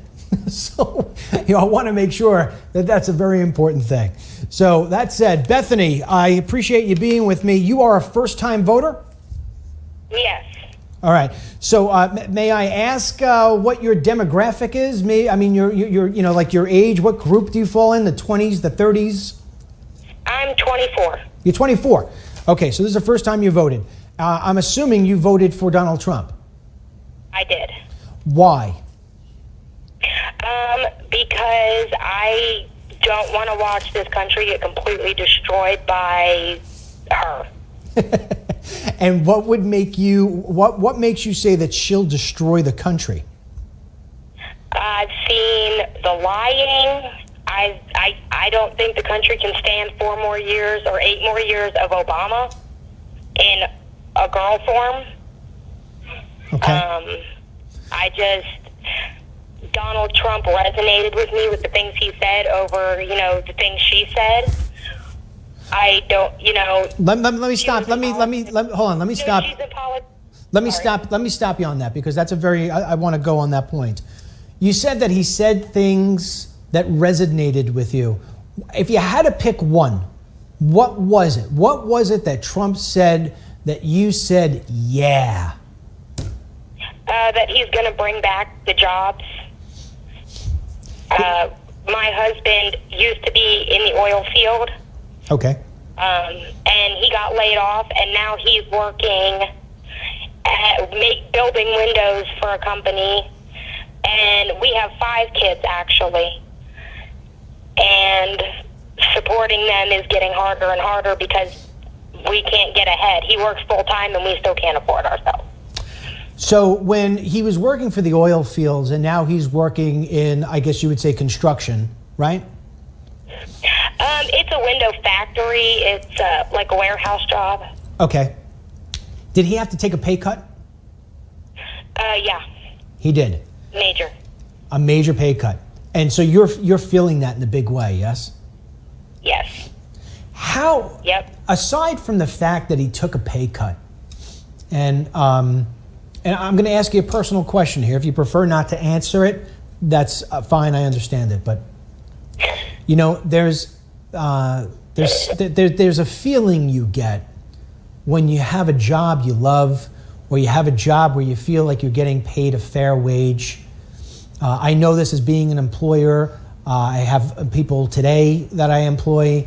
I've employed over 1,000 people in my day. When you hand somebody a paycheck and they know they earned that check, they feel good about themselves. When your husband now goes out to work, he's got to support you and those 5 kids, and he sees that paycheck, and it's less than it was, and he's getting his taxes ripped out from him. Do you see a change in him? Is there a bit of maybe his spirit that is not what it used to be? Yep, everything keeps getting harder, and he makes maybe $1,000 every 2 weeks if we're lucky, and we live in an apartment that we're renting, and we're lucky if we're paying rent every month and electric, and that is tough. So what are you hoping Donald Trump will do for you? I'm hoping that he brings back jobs, that my husband can find a better job, because he's qualified to get a better job. He has a college degree, but he can't get anywhere. Even his brother, has a degree in engineering, and he works at Papa John's. Hold on. Making pizza. Now, see, it's, I don't know if you're watching on Facebook or not, but I just told the story before about how I was down in the Carolinas. And you're one of your kids. I was down in the Carolinas. I was at we just played the clip. I was down at a job fair, and there was a man down there, probably in his mid-40s, had a master's degree, and he was actually filling out the application at Bojangles, which is a fast food restaurant. And I talked to him, and he said, I paid all this money for school. He goes, I can't remember exactly what he was able to do. He said, I got a PhD, and he goes, and I'm going to be cooking chicken. If I'm lucky enough to get the job, they're going to tell me I'm overqualified for the job. So here it is. You're saying he's got a degree and doing what? Flipping pizzas? Yep. And before that, working at McDonald's. The impact it has on you and your husband as a couple. Again, I'm getting into personal questions, but I truly believe that the conversation I'm having with you is the conversation that happens in the majority of families across this country. And when I was considering running, this is one of the things I always talked about all the time. Because we've lost the family unit in this country, because we have created it to be so hard to raise a family, especially like you with 5 kids, because we have put such burden on people who have to go out and earn money and try to put food on the table, ultimately what takes the hit is the relationship between the husband and the wife. And it starts to become less about love and more about money, not greedy money, but just trying to survive. And that puts such a burden on a relationship. And it's the strongest of people who just try to get through, and even then they can't get through. And when you hear somebody like yourself, you're 24 years old, I mean, how do you and your husband just sit down sometimes and just, I mean, what's the worst day like in your house? Well, I mean, me and my husband, we don't fight too much. Good. But, I mean, my family lives in Pennsylvania. His family lives here. We're a 4-hour drive, and we can't go see my family because we can't afford the gas. We can't afford to go anywhere. I'm a stay-at-home mom. I don't work because nobody wants to babysit 5 kids at once. And, when we do get into it, it's because, we don't have the money to do the things that we want to do. And, the worst, trying to figure out, do we have the money this month to buy, enough diapers, or, do we choose this, our food or our diapers? Or, and we use WIC, and we still can't afford all the formula because we have a 3-month-old baby, and we still can't afford it all because we can't get what we need. So if Hillary Clinton wins this evening, I will cry. Will you cry? I will cry. You will cry. I will. When you Because go ahead. She's promising all these things, and I don't believe one thing she says. Well, when she promised things, I mean, are you talking about jobs? Oh, everything that she said. 30 years in office, if she was going to do something, it would have been done. Okay. Your family, you said, is in Pennsylvania, a major state, one that I have predicted that Trump will win. Right now, I'm looking at the map, and it's shaded blue, which means that early results show that it's trending toward Clinton, but not there yet. Your family, do they feel the same way you do? Did they vote for Trump? No, sadly, most of them voted for her. Why? I have uncles. They don't really talk politics in my family much. Okay. So I couldn't really say why. I know my cousin who lives there, she was actually campaigning for Hillary the whole time. Let me stop. I have a question on this, all right? Because this is another thing. This election has created a situation where a lot of people have lost friends. A lot of people are not talking to their relatives anymore because of the if you like Trump, there must be something wrong with you. If you like Hillary, there must be something wrong with you. And that's because both of them have such high unlikability numbers. When you see you struggling and your husband struggling and you can barely get by, and you've got your cousin, and your cousin knows how it is that you're struggling,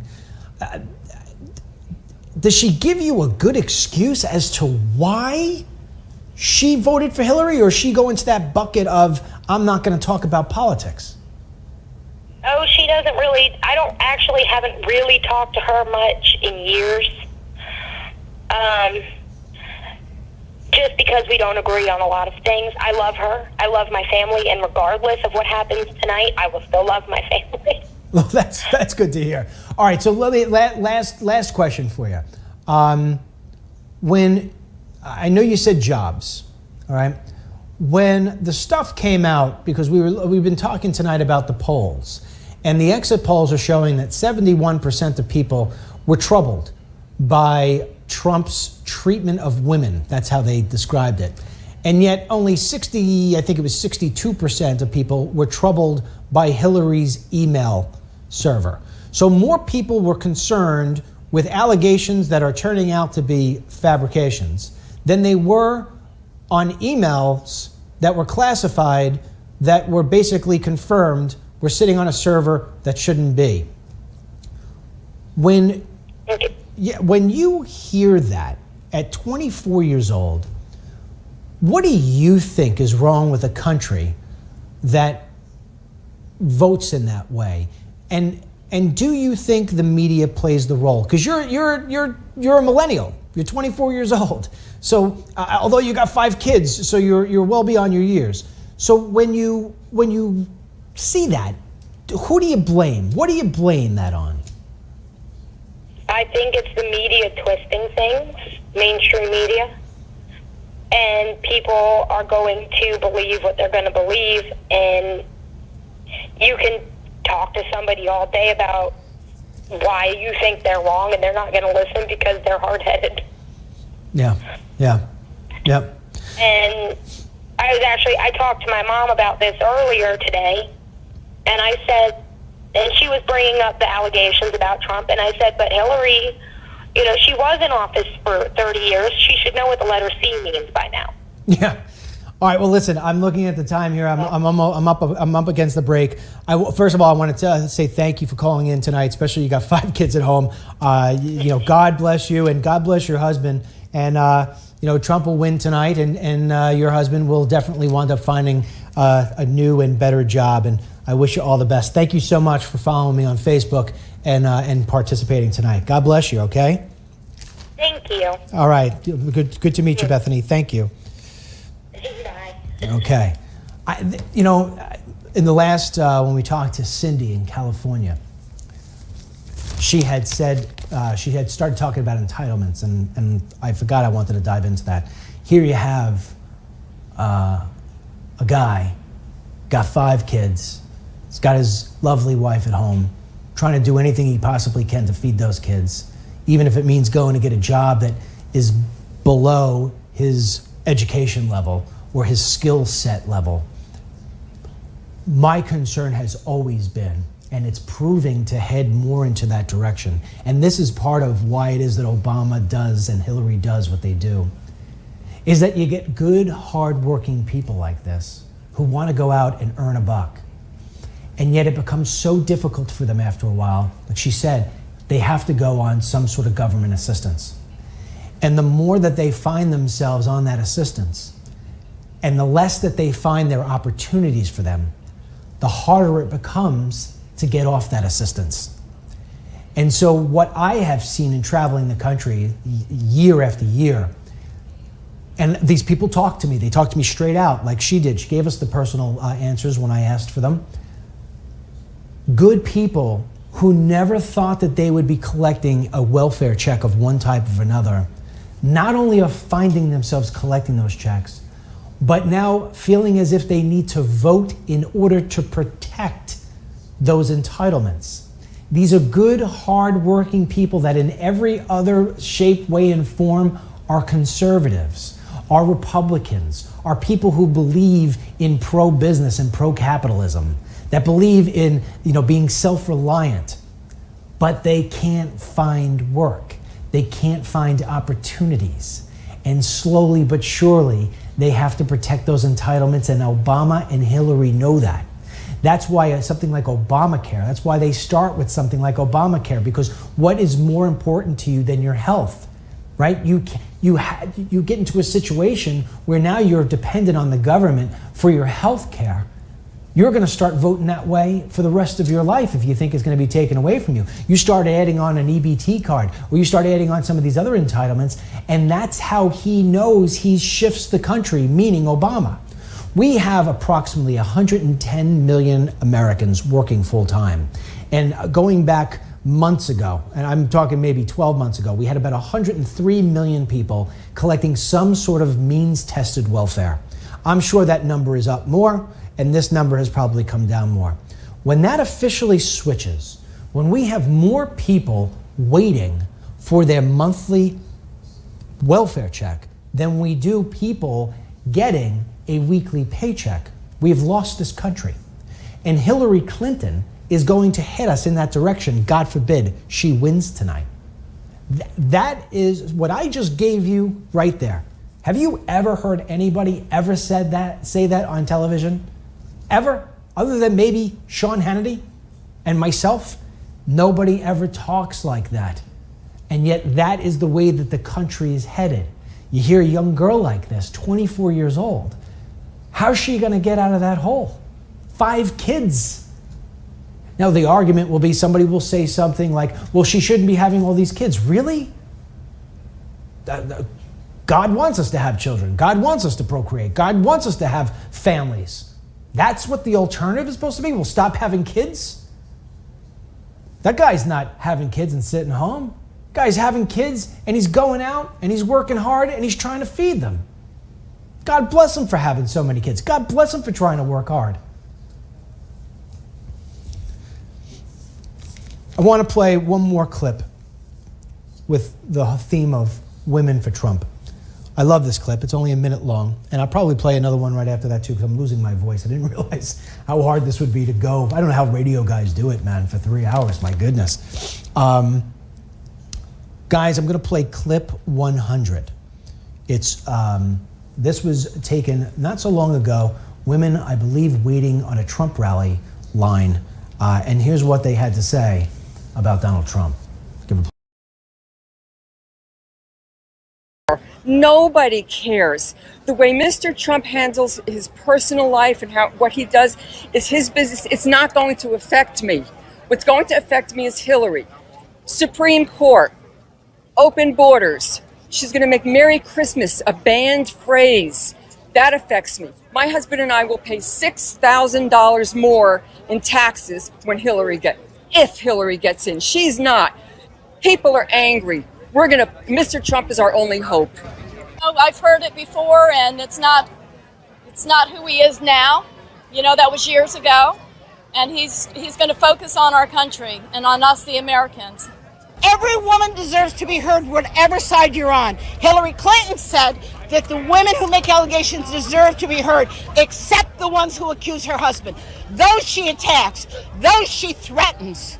She threatens those people.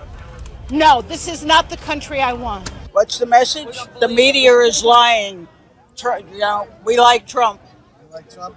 Absolutely. The fact Love that him. he does that locker room talk doesn't bother you as a president? Doesn't bother me. I've heard worse in the schoolyard. Now, what I'm saying is that Donald Trump is running for president, not to be the next Pope. So come on, stop it already. All right, so we're going to change directions here a little bit. We're going to bring in a guy. We're going to have a guy on. His name's Frank. He's in Connecticut. But before I introduce him, I want to give you an update on some of the polling here.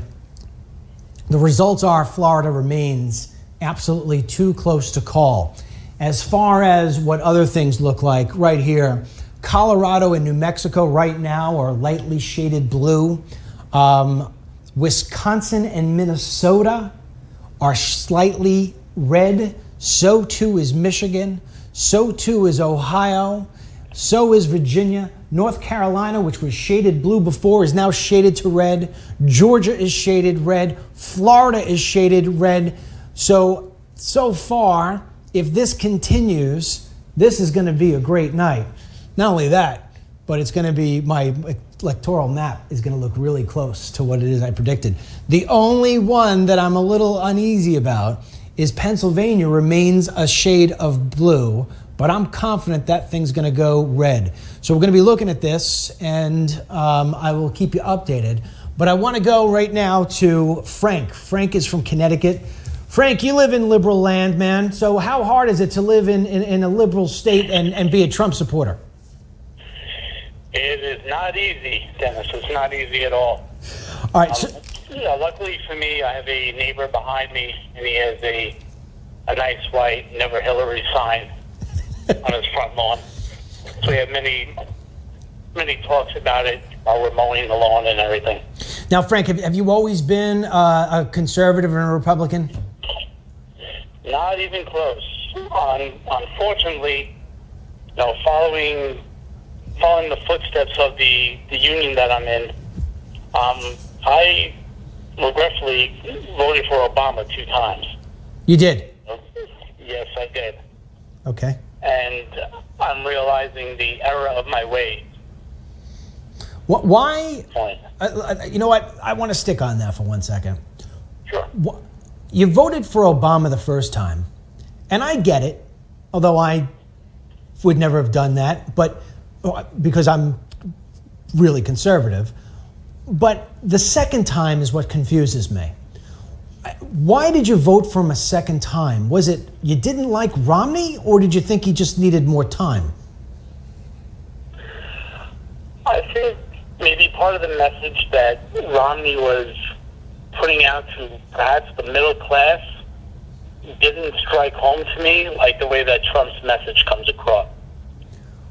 Okay, and what in Trump's message is it that you like? It's about jobs and stopping the illegal immigration. There's many men that I work with in my union that are we're pretty split down the line 50-50, which is very rare with the local that I'm in New York City. And the part of the issue is that the Hillary supporters are saying, well, what about your job? She supports unions, which is true. But every job that Trump has ever built in New York City has been built union in the last 25 years. So let me ask you this. So when you cast your vote for Trump, the number one thing that drove you was the job market. Now, when we go back and say jobs, so are you struggling to find work, or are you just voting to try to protect the work you have now? Well, I am fully employed, so I'm not looking for work. But the argument is that if Hillary gets in and all the refugees and all the illegal immigration comes in, then jobs that we're going to be fighting for our jobs. I'd rather find for my job in perhaps a right-to-work state, if anything like that crosses, as opposed to worrying if I'm ever going to have a job at all because it's going to be taken by cheap illegal immigration. Okay, so, all right, so I've asked you these questions knowing where you were going to go. So I have always been a champion for the stopping of not only illegal immigration, but mass immigration, because I understand that it's lowering wages. I understand that it's taking jobs away from good Americans. We played a clip before from a carpenter, actually a master carpenter, who lost everything because illegal aliens came in and undercut his prices. So ultimately, for you, Trump's message about immigration and controlling the immigration was what drove you to say, I'm voting for Trump. That's pretty accurate, correct. Okay, so the guys that you said they were 50-50. You guys were 50-50. How many people actually called you a racist or a bigot or a hater because you were pro-Trump? There were a few. I don't, not that many, because there are black men that I work with that are voting for Trump today. And they live some Pennsylvania, some New Jersey, New York. And so I don't think that resonates anyone in this field being called a racist because of that. So there are a few that say it, that don't maybe fully understand his message or misunderstand his message. Saying that you want to stop illegal immigration doesn't mean that you're a racist. So in your neighborhood, and you don't have to tell us where in Connecticut you live, but in your neighborhood, have you seen an influx of illegal immigrants? And I guess the way you would have the litmus test there is by people who don't have the ability to read, write, and speak English? Not in the town that I'm in that I have noticed. Perhaps my neighboring town of Bridgeport, maybe they do. Okay. That's more of a lower income area than where I am, and I live in Fairfield. I'm not ashamed to say it. Okay. And I'll work my way, and I'll work my fingers to the bone to get where I am today. When you look at this, I got two more questions for you, and then I got to jump. It's almost time for another break. When you look at the whole election process, and I'll take it just in the last 6 months, what has disappointed you the most?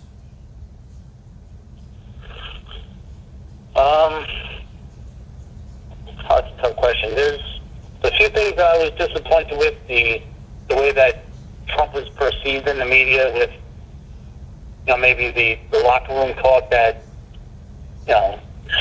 apparently caused a big whirlwind of what's going on. And not that I agree with it, but as things like that are said on a daily basis. Mm-hmm. Not to say that it's right, but that's just when you throw a group of men together, silly things come out of their mouths, and there's no doubt about that. Right. But and let me tell you something, Frank.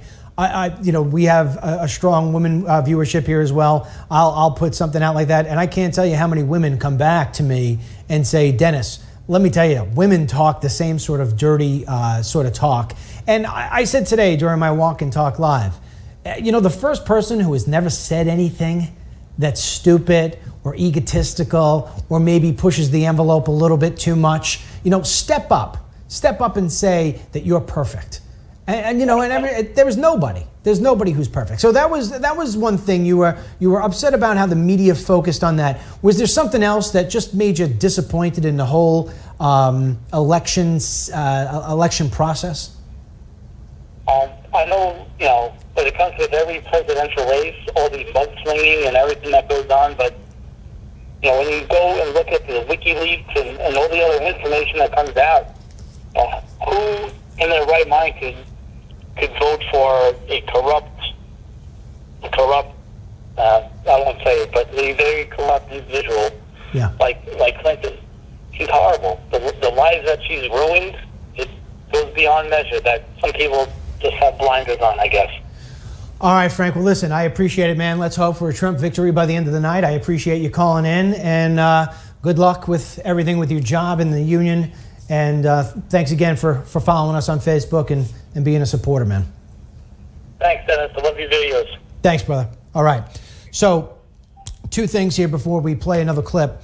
There are a couple of media outlets who are actually calling the state of Virginia for Hillary Clinton. Wall Street Journal hasn't gone that far, but others are. On my electoral map, which has 284 electoral votes for Trump, I did not have Virginia on that list. So if we do indeed lose Virginia, in fact, I'm going to mark it as being in the blue when we go to break.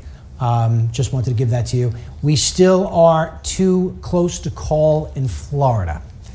So that said, I'm going to play another clip here. I want to move into something that I had asked Frank about.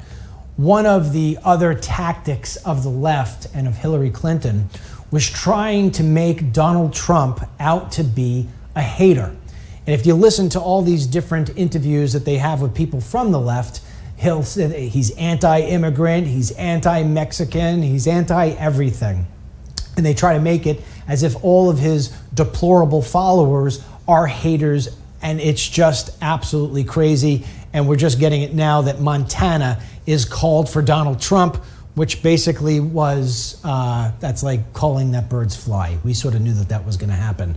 And right now, it appears as if what we've got here with Utah is going to wind up going to Trump as well.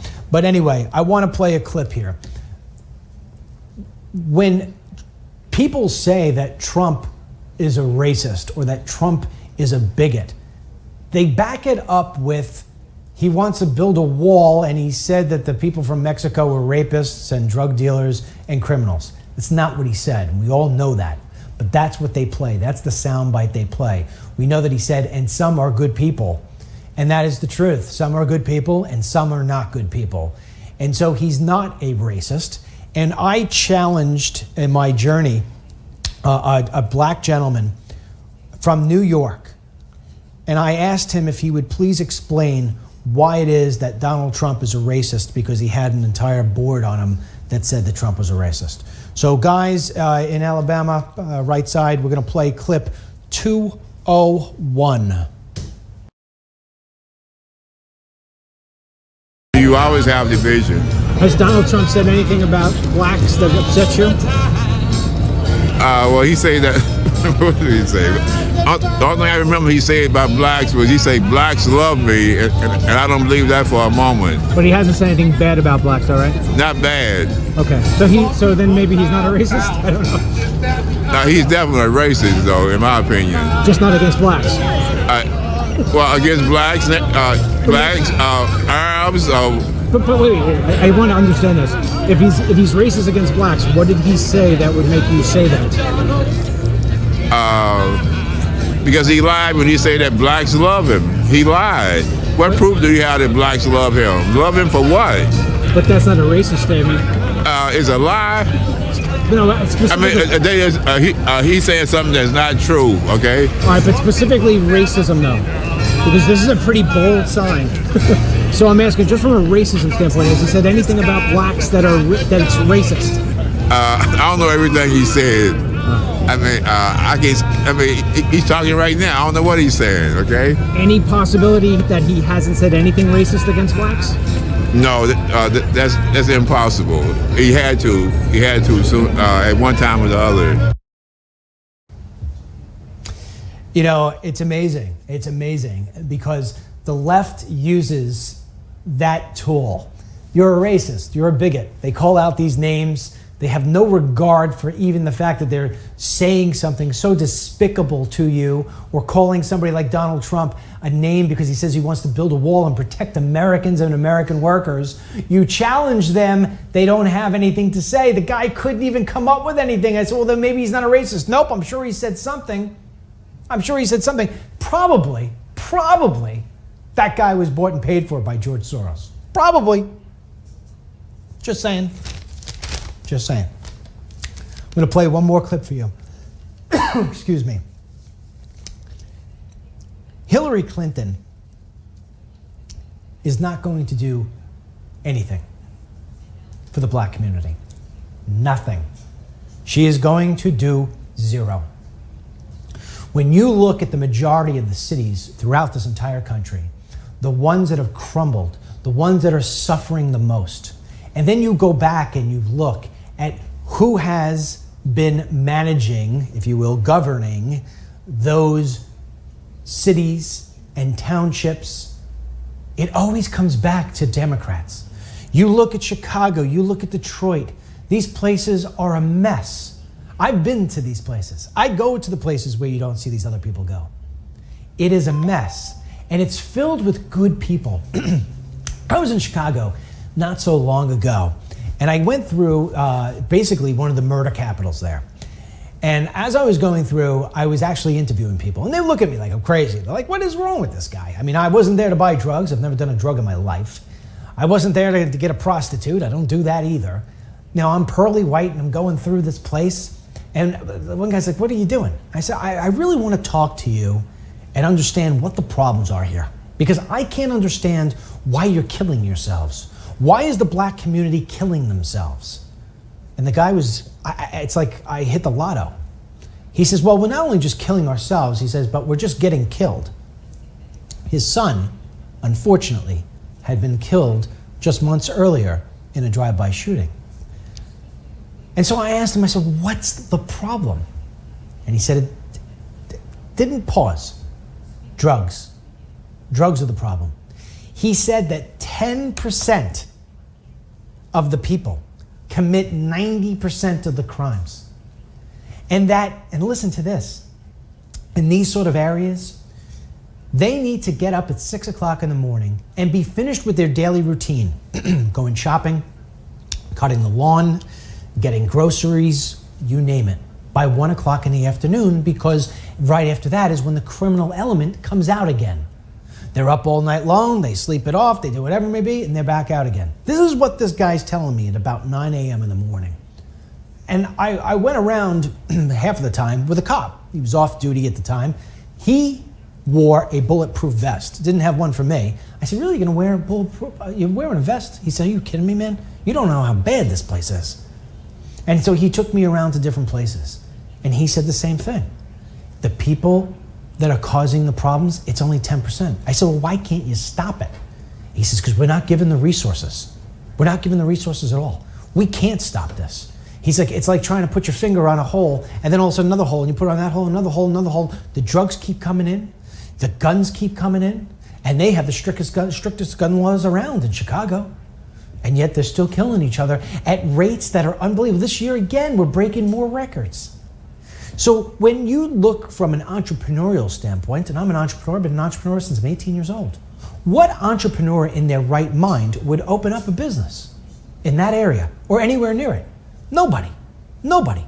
And so what happens is, and you go around in these areas of South Chicago, you'll see there was one place, it was a candy factory, huge place, completely knocked down to the ground.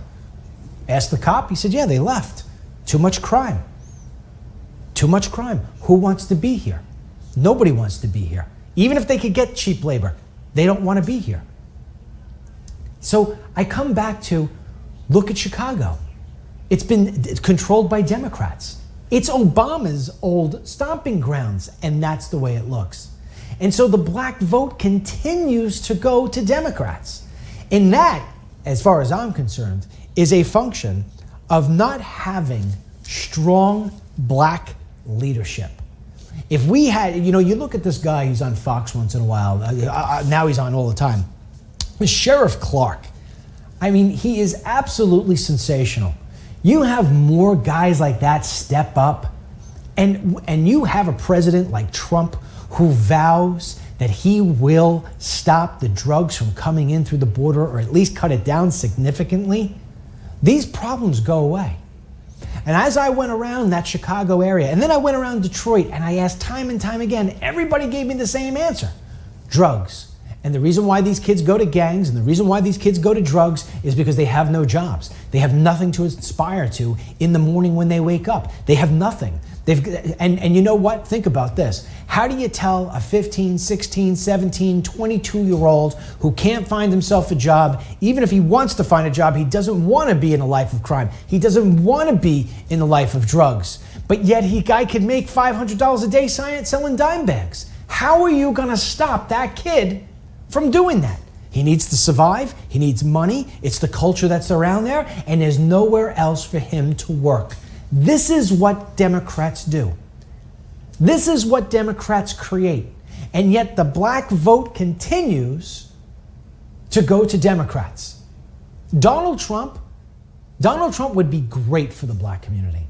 And I'll tell you why he'd be great for the black community. Because he will see it as a challenge that nobody else has been able to fix. Nobody else has been able to help these terrible, terrible places that I'm talking about. And they're all over the country. Nobody has been able to fix them. And the way that he's a guy, North Carolina, this is in the Senate race. The Republican Burr won North Carolina. Big, huge, thank goodness. That also turns around and gets me kind of confident, the fact that maybe we will take North Carolina. Right now, it's shaded to the red. I like that. One thing now that has been shaded, which I don't like, is Iowa is shaded blue right now, and it's getting sort of late.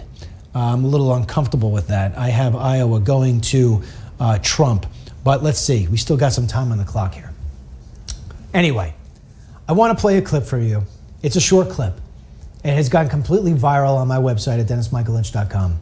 Guys in the studio, it's clip 200.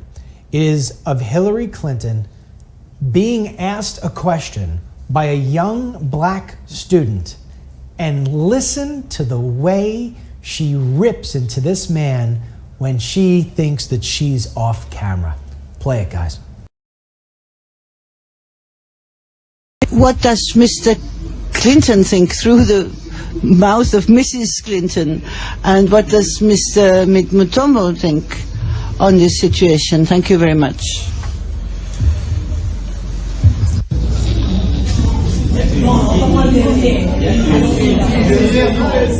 Wait, you want me to tell you what my husband thinks? My husband is not the Secretary of State. I am. So you ask my opinion, I will tell you my opinion. I'm not going to be channeling my husband.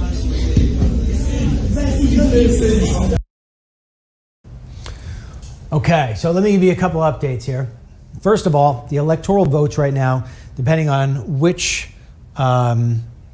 media outlet you're looking at, and I'm looking at a whole bunch of them. I'll go with Fox. Fox right now is calling Trump 150, Clinton 122. Don't let that get you excited, because the second that California gets tallied, that number jumps up. It all comes down to Florida right now. A couple of things I just want to give you from the Wall Street Journal, which is the one that I like using. Right now, North Carolina is shaded to the red. We already know that Virginia has been given, and I have to change it on the big board, but Virginia has been given to Clinton. Pennsylvania is still in the blue. Ohio's in the red. Michigan's in the red. And Wisconsin's in the red. When I say in the red, I mean shaded red. Doesn't mean that it's been declared the state for Trump. Just means it seems so far, based on the results that are in, that it's trending in that direction. Arizona is now starting to do calculations, and it is shaded red. New Mexico and Colorado, still shaded blue. Florida is shaded red. The last time I checked, we had over 91% in on Florida. Trump was up by a point and almost a point and a half. So he's doing pretty well, considering the fact we're getting down to the very end. And anybody else? New Hampshire, the other one that I'm telling you we're going to have to watch. New Hampshire is shaded red. Folks, we get Ohio, we get Florida, we get New Hampshire, and I might start doing cartwheels here on Facebook Live and YouTube Live. All right, so what do we have next? I'm going to take another phone call. I'll call somebody. You know what we'll do? We'll call them on. We'll call them, and they won't let them know we're calling them. That should be fun. Let's see. What do we got? Let's try George and Rose. You ready? Watch. Call George and Rose.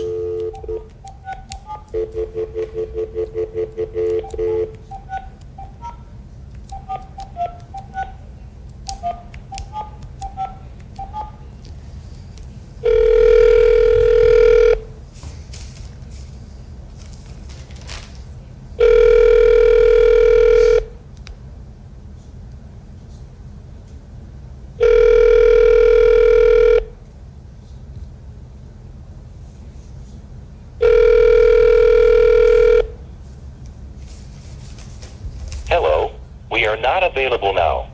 Please leave your name and phone number after the beep. We will return your call. Hey George, hey Rose, this is Dennis Michael Lynch. I have you on Facebook Live. I know I didn't give you a heads up. I was just trying to do a little funny, maybe call somebody. Listen, I wish I would have had the chance to talk to you. Maybe another time, maybe another Facebook Live. Alrighty, God bless. We'll try one more until we start getting into the next conversation. They don't do this on Fox News. Funny, they used to ask me on Newsmax if I would do phone calls. And I said no. All the other shows did it. And you know what? Now looking back, I wish I would have done it. You guys are great. This is Marty in Mississippi. This would be a good one. Let's see. Hello? Hello, Marty? Yeah. How you doing? This is Dennis Michael Lynch. You're on Facebook Live. Sorry to surprise you. Oh, wow. That's great. No surprise. Great. How are you doing? I'm doing great. Fantastic. All right, so a couple of questions for you. Yeah, Mississippi, no surprise, has already been announced for Trump. Right. What station are you watching right now? I'm not watching anything. I'm watching your feed. You know what? I'm watching the other networks because they're so liberal. I mean, I love really getting the truth? I mean, no. So why bother? Marty, I'm telling you, you better send me your address. Send it to us in email. I'm going to send you free movies. The fact that you just said that, yeah, that was fantastic. See, now you know it's not staged. I called her with no heads up. So let me ask you a question, Marty. Yeah. And don't give me the emotional answer. Give me the educated answer. How do you feel about Donald Trump tonight? Well, I've been thinking all night. I wonder what he's doing.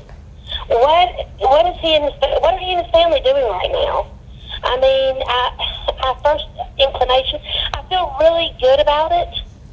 However, there is this hesitation that something will go awry and there'll be some mischievous deeds with the election.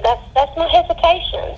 Is that, Marty, that's one of the things that when I look at the feedback and the comments that I get from people, the one thing that I always get, you can't escape it, is people have really lost faith in so many of our systems. Right. What for you specifically has led you to feel like that? Is it the different reports of voter fraud throughout the country, stuff that you always see on my website that we're reporting on? Is it the FBI and what they've sort of dropped the ball, how they've dropped the ball with Hillary? Is it the fact that she has no regard for the law? Is it the media? What is it? I know you could probably say all of the above and get away with it, but if you had to pick one and drive it home, which one is it? Unequivocally, it has to be the corruption within our government and within the FBI and within those that are, in our government. You would think that whenever we elect these officials, whether they are in Congress, in the Senate, whatever it is, you would think that whenever we elect these individuals, that they are going to man up and do what's supposed to be done, regardless of the party. Regardless of but you would think that they would do what's right. It's the human thing to do. However, people aren't doing it because they have their own agendas, and they push those. And either or, they are intimidated by the powers that be. And quite honestly, I mean, we've seen the things that the dicey things that Hillary Clinton does within her campaign and within her staffers and different things. They don't want to come up missing. I mean, let's just be honest. I mean, there's too much at stake. So I think there's a lot of fear. Have you been? Let me ask you a few questions about Trump specifically. Were you a Donald Trump fan from the get-go? No. I saw his television show. I've been to New York multiple times, and different things like that. And I followed him along the way. And I also know that along the way, I mean, he's been someone that has caught my eye over the years. I'd say probably 20, 30 years maybe, something like that. He's caught my eye as a person that had a lot of power and that he had a lot of intellect and that he was a leader, and he was one that was able to drive the masses toward a goal and toward a common good and a project, I guess you could say. Many don't know that Donald Trump is the one that spearheaded the Rockefeller Center, the skating rink in Rockefeller Center. Mm-hmm. It was a dumped-on project. It was one that was going to fail. It was behind budget. It was It was going to fail, and he jumped in and he made it so. And now people from all over go to Rockefeller Center, and they take their holiday pictures. They skate. They have marvelous family time, and those are the type of things that I look at, Dennis, because it was something so small to him, and it was just within his state, and it led me to believe, I said, well, if he is capable of taking something so small and handling it with such care, I am going to put my faith in him to handling something as big as America's problems right now. When you look at America's problems, and you could be specific to Mississippi if you want to, what do you see as being the biggest problem facing America? I see the biggest problem is unemployment, and I see the biggest problem is everybody wants to be taken care of. And I don't say everybody, that's a blanket. I don't even say that, but most people, they have this mindset, and they feel trapped, in other words. I think that more times than not, if people could get an honest paying job, think about what that would do for their morale. They would feel empowered. They're making their own money. They're making their own dime. They're in control of their future. Right now, they don't realize, or they're coming to realize, that they're under the government control right now. And they're just not going to be able to get out of it. If Hillary remains, left in power, I mean, this is not going to happen. Donald Trump will see the things that he's done. He creates jobs. He creates people. He gives people, helps people have that vision again. He gives them hope. Let me ask you one. Let me ask you one final question before I jump off here, because I have so many people who are asking me for a chance to talk, and I want to be able to get them all in. When you look tonight at the final results, I'm feeling as confident as I ever have felt that we're going to take this tonight. I really, truly believe it, because I'm looking at the electoral map now. As when you compare what has been called and what is trending red, I'm feeling very good about the 3 states that we needed to win: Ohio, North Carolina, Florida. They're all looking towards the red.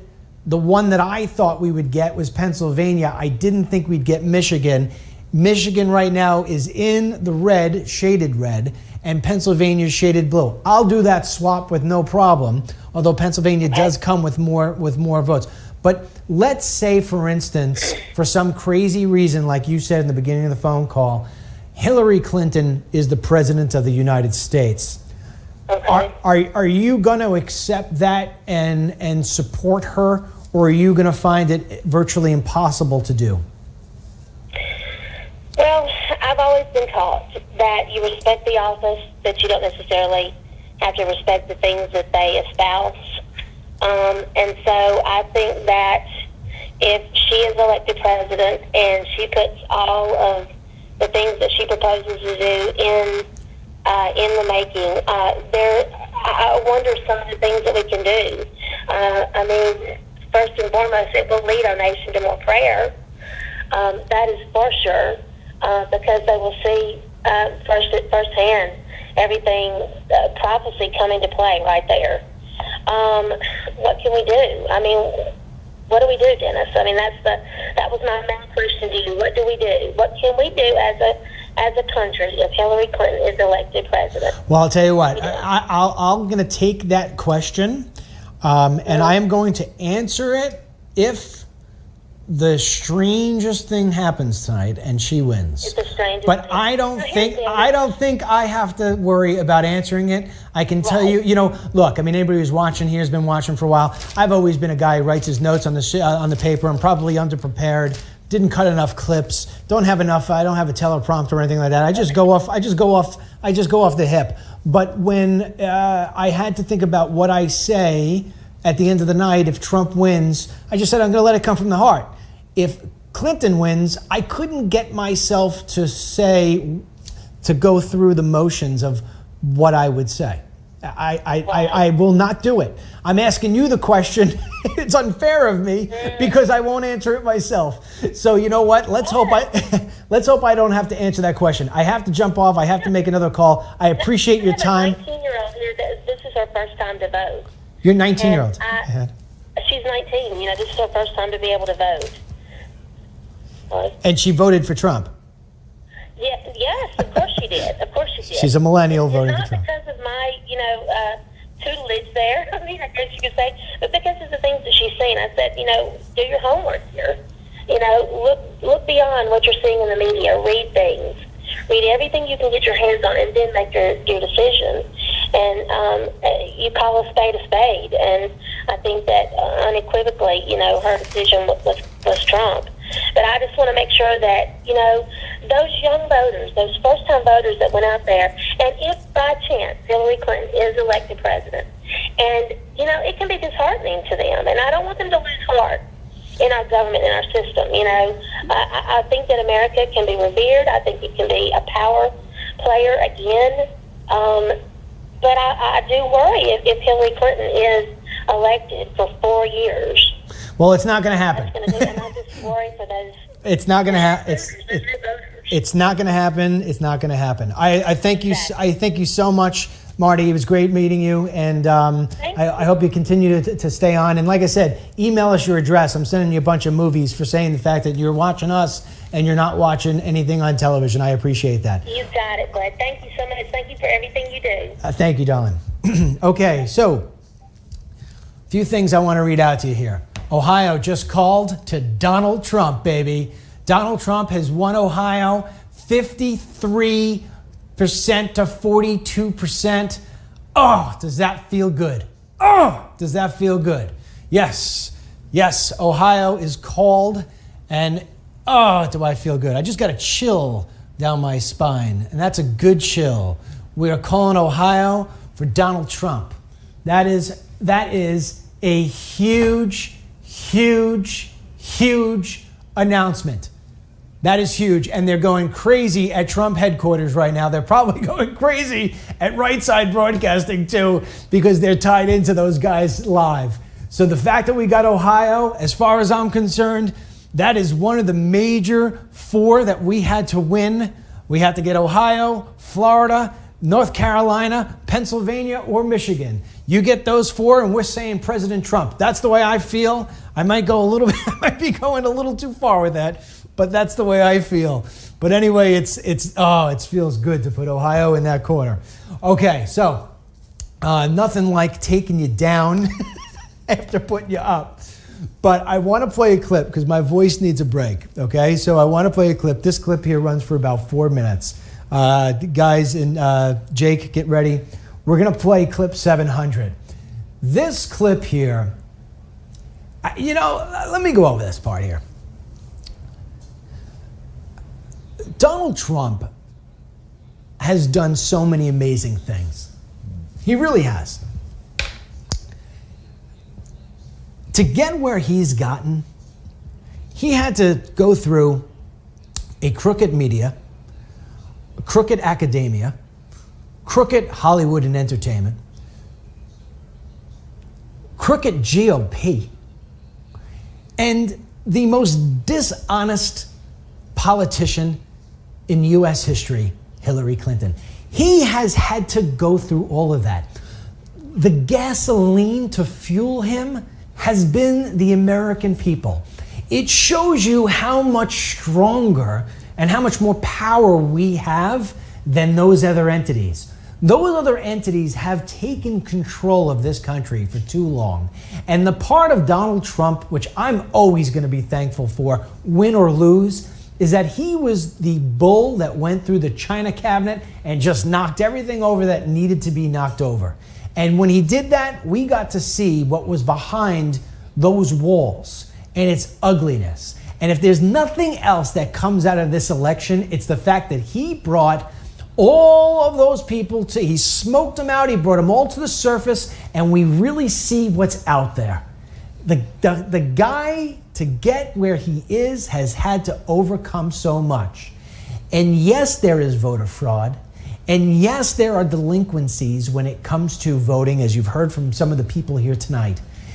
And the GOP, out of all the things, the media, the fact that he flushed out the media is one thing. We're still going to have a massive fight in our hands because they're so powerful. They reach so many people. I mean, even like a night like tonight, we're going to only reach so many people compared to how these other guys are going to reach.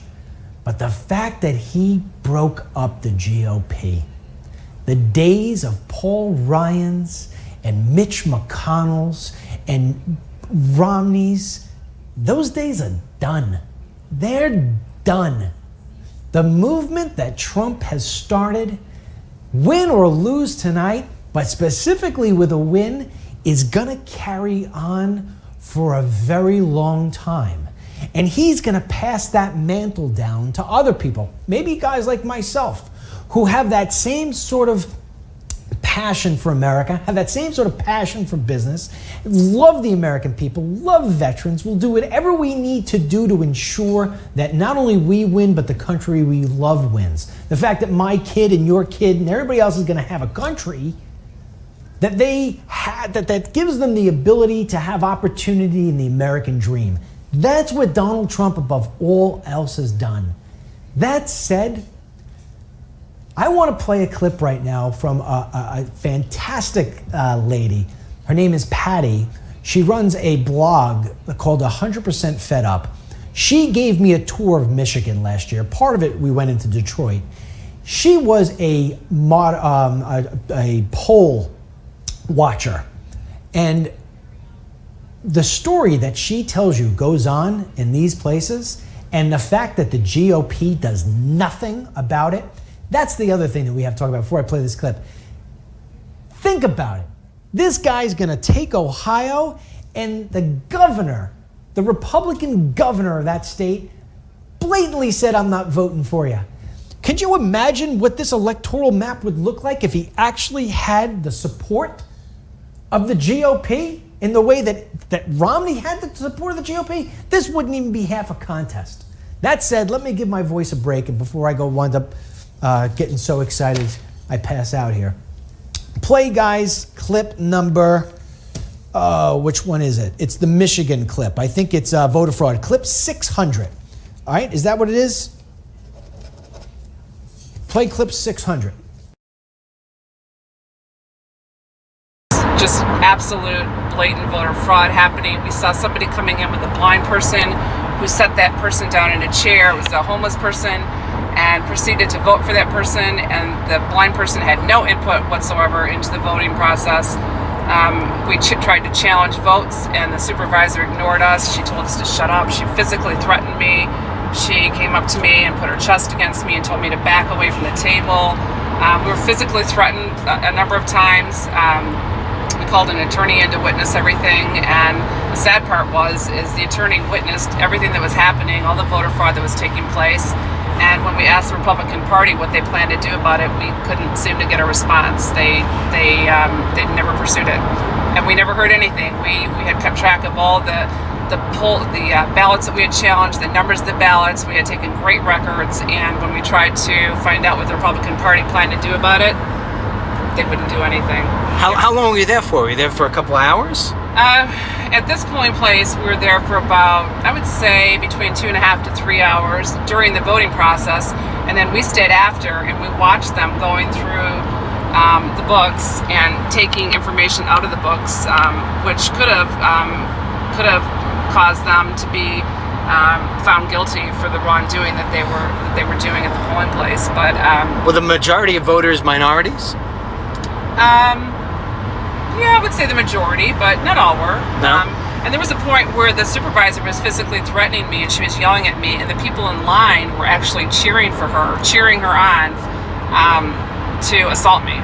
So here's the sad part. You know, people kept telling us, don't go into Pontiac and be a poll challenger, it's too dangerous.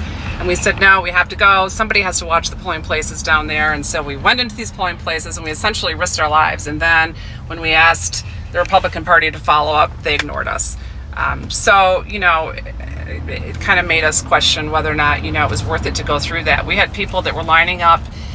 When we were waiting for the votes to be counted, there were people that were lining up along the walls, threatening us, attempting to threaten us into leaving so that we weren't watching the votes being counted. When the polling place shut down, we stayed after to watch them count the vote to make sure that they didn't. There was nothing, you know, there was no wrongdoing, and we were watching the votes being counted, and we were in a polling place where there were like 954 votes for Barack Obama and 2 votes for Mitt Romney.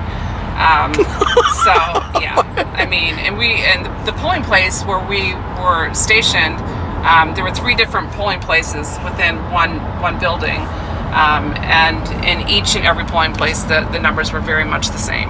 In the high 900s for Barack Obama and like below 10 for Mitt Romney. Yeah.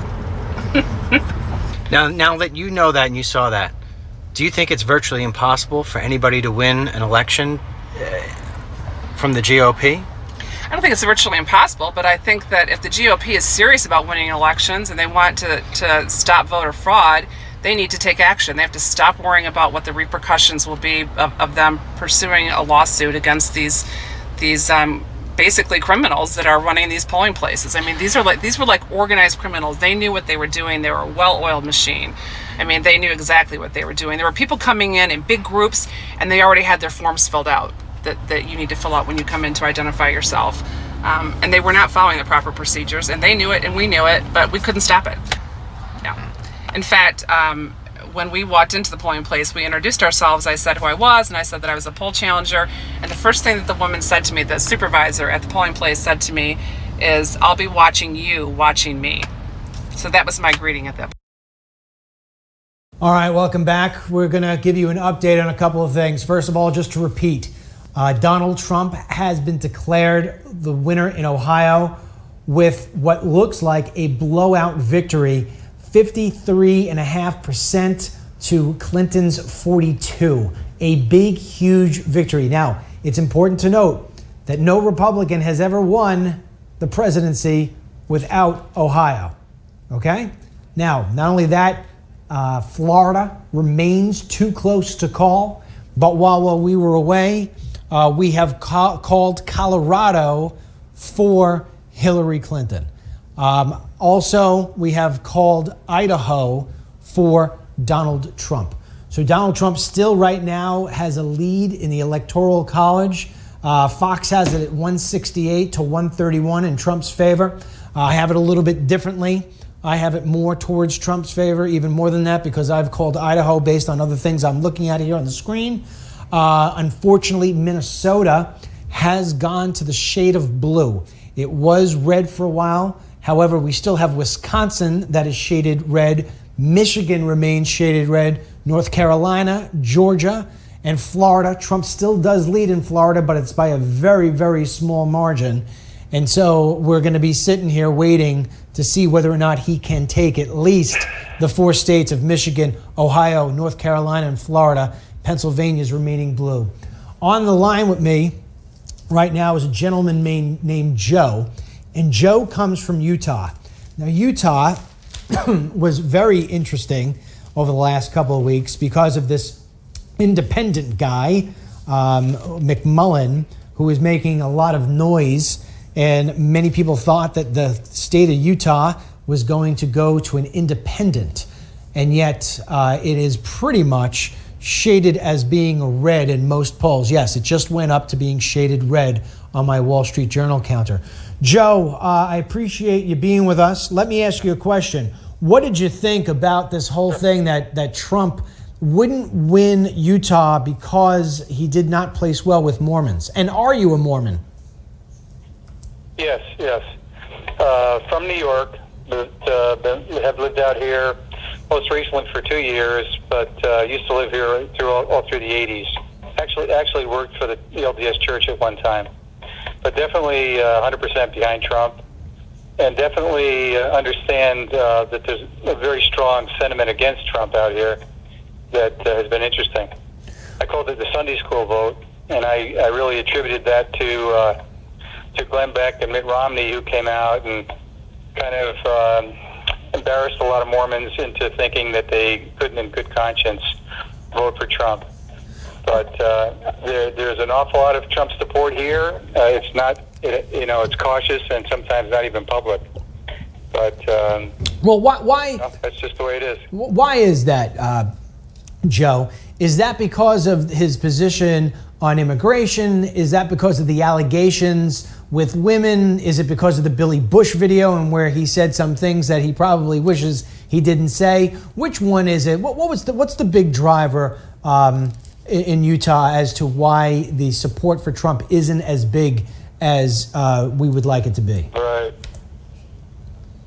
Well, I mean, I guess I'm going more on gut instinct, but I thought that the biggest hit was the sexual content messages that came out against Trump, starting with Melania, and Romney and Cruz and Glenn Beck hit that really hard and embarrassed Mormons pretty deeply, and drove a lot of people, I think, undercover if they had any sensitivity towards Trump. And then from there, it was just it's been hard to talk openly or freely about Trump because so many people are easily offended. There's what I call the Sunday school vote, and that tended to be reacting against Trump.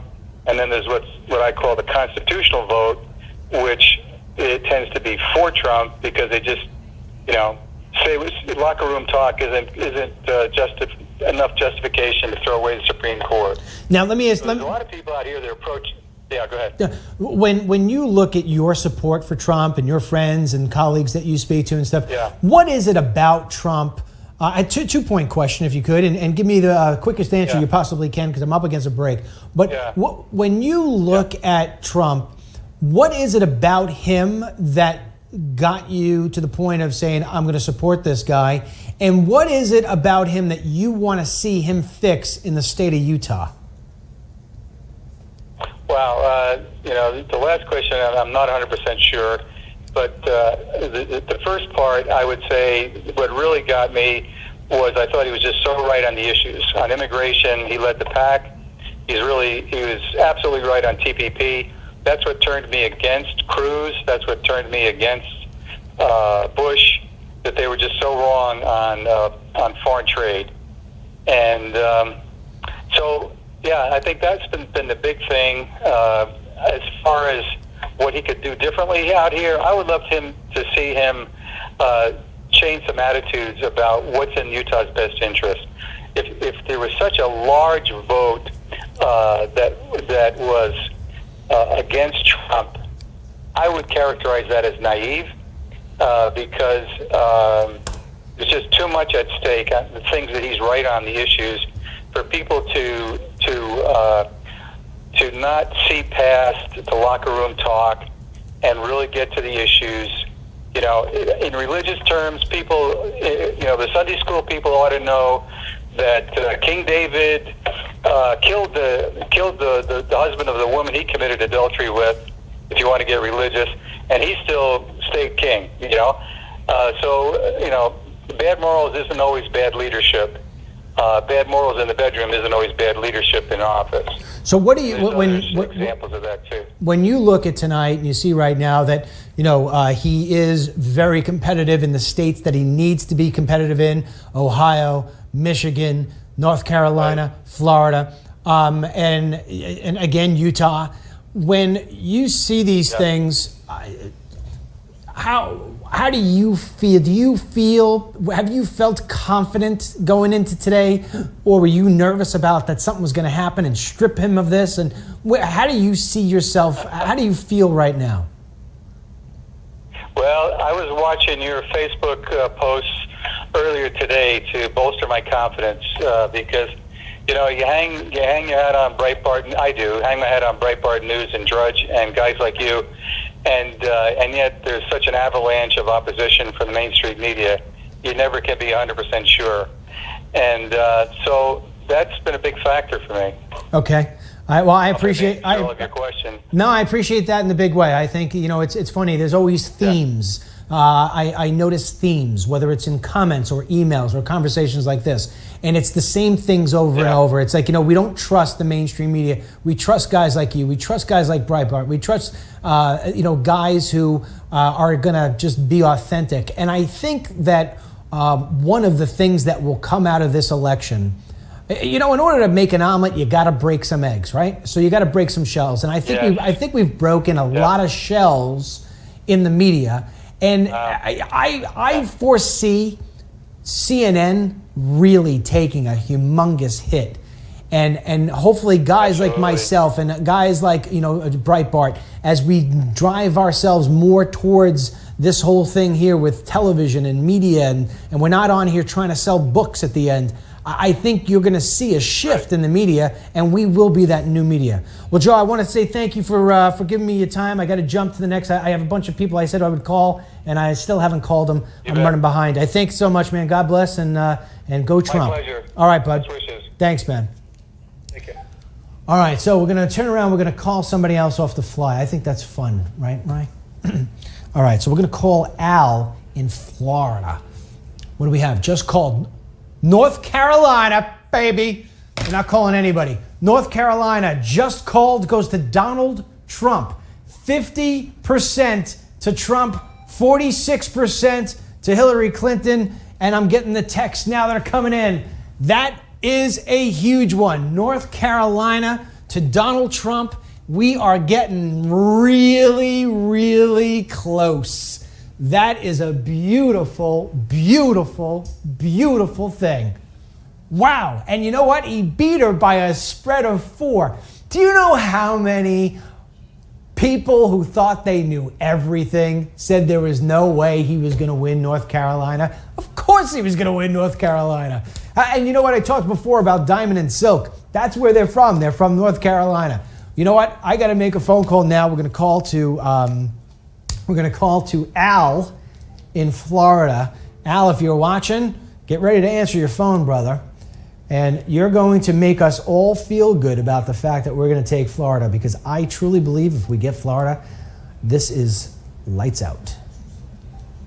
Let's see. We're sorry. Your call cannot be completed as dialed. Okay, Dennis, you got to hit all the numbers. Sorry.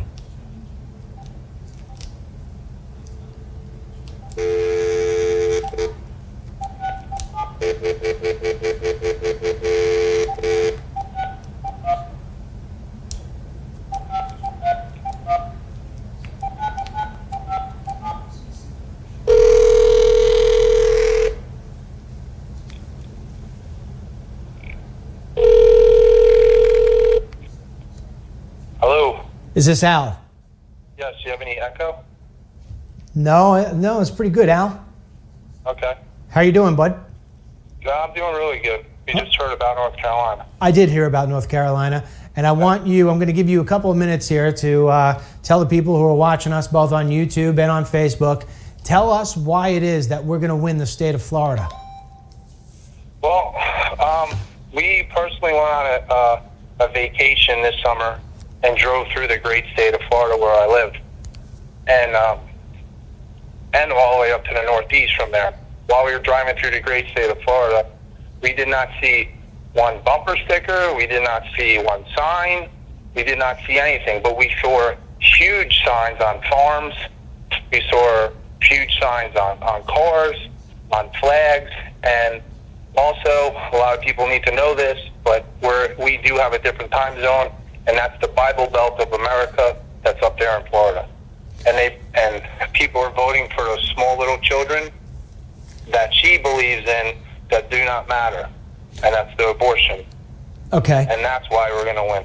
Okay, so the pro-life is big. So let me yeah. And working.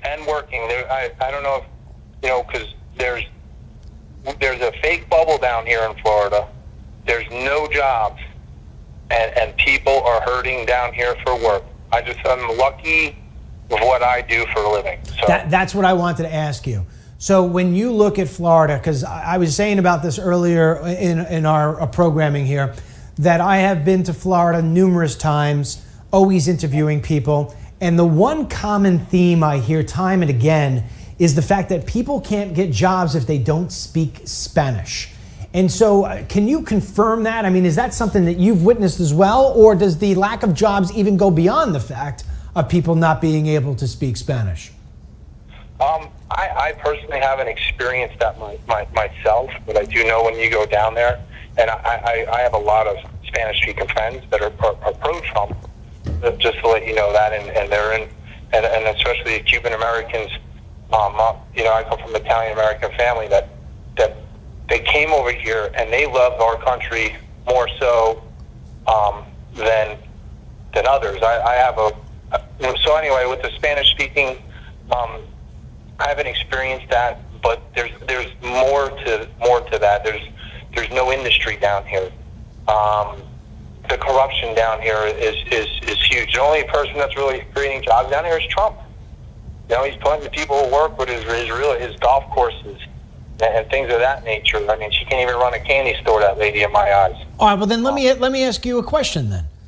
Right. So you and I are basically saying the same exact thing. Why is it that he's not blowing her out of the water in the state of Florida? Why is this thing such a squeaker so long after the polls have closed in that state? Corruption. Straight up corruption at the voting polls. They have done. I have witnessed it, and because of what I do, I really can't get into what I witnessed at the voting polls. Okay. but and I didn't get any video of it. I didn't have it, but I did see literally young men there with their blue shirts on for her, and then change shirts and put a Republican shirt on and hand out pamphlets specifically with Democratic information. And they go out of their way, and you know, I mean, although he's talking about the Latins down in southern Florida and stuff like that are possibly here illegally and stuff, and are scared to get deported. They're going out and they're saying it's okay to drive around illegally. It's okay to go and vote illegally. That's why they're scared, because of all their bad hard work, meaning her side is going to lose, and they really go out of their way to push people in her direction, and even go up to the part of corruption, because I watched it. I watched the person, he's handing out pamphlets, right? Right. With the white shirt on. Yeah, no, you said, let me ask you a final question before I jump off here, because I'm trying to get as many people as I can. I'm getting the emails that said, you said you were going to call me, and I got so many calls to make. I want your voice to be heard. Your gut feeling, does the state of Florida show up for Donald Trump tonight? I believe that because the voting is so tight and they can't call it, is because in God's name, the people in our northern state is going to come through for us in the Bible Belt. Because I heard them talk, Democrats, and they say, oh, I hope it pours and rains up there. But glory to God, and we're going to shine bright for them.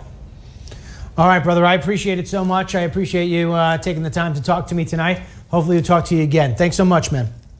You too. Bye. All right. Well, you heard from him, and I'm looking at some of these different numbers. I mean, the stuff now is coming in so fast, it's hard for me to sort of keep up. But I keep on relying on my Wall Street Journal projections, because most of the stuff I'm watching here has translated into what has actually happened, meaning what state got called. The part that I'm a little uncomfortable with is that Iowa was red for most of the evening, shade of red. It has now gone to shade of blue. But at the same breath, Nevada is shade of red. So it's starting to make this a little bit uncomfortable here in terms of, I want Iowa. We want Iowa. We get Iowa, we get Florida, North Carolina, and we take that Michigan, which is remaining red right now, and we are looking in really, really good place. So New York Times says we have a 94% chance to win it all. The New York Times, the liberal New York Times, I'm getting this from Mission Control, New York Times says we have a 94% chance to win it all. I told you. How long have I told you? How long have I told you? You can't believe these people. You couldn't believe them. They were lying to you the whole time, and now they're all going to turn around and see that this man is going to win the presidency. I'm feeling it. I'm feeling it. We're going to call Susan. Susan Swanson. You are up next, Susan.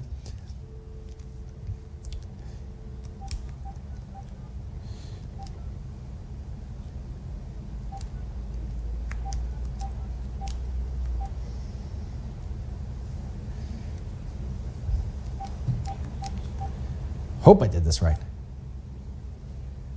I don't think I did.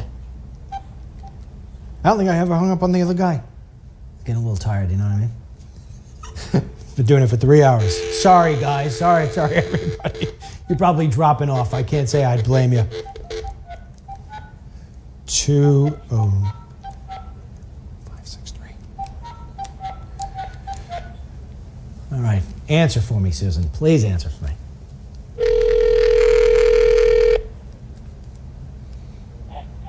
Hello? Ooh, I like Susan. Hey, Susan, how you doing? This is Dennis Michael Lynch. Good. This is Dennis Michael Lynch. Dennis? You're from New York originally? I am. You're from New York. What part? Originally from Long Island. Ah, girl after my own heart. What part? What part of Long Island? What part of Long Island? Massapequa. and Selden, and I grew up for some of my youth in Middle Village, Queens. All right, so you've been in a couple of different places here, and you moved down to Florida. Where are you in Florida now? I'm in a town called Cape Coral. It's right near Fort Myers. Fort Myers. Okay, so a couple of questions for you. I mean, other than watching yours truly, you watching any of the television?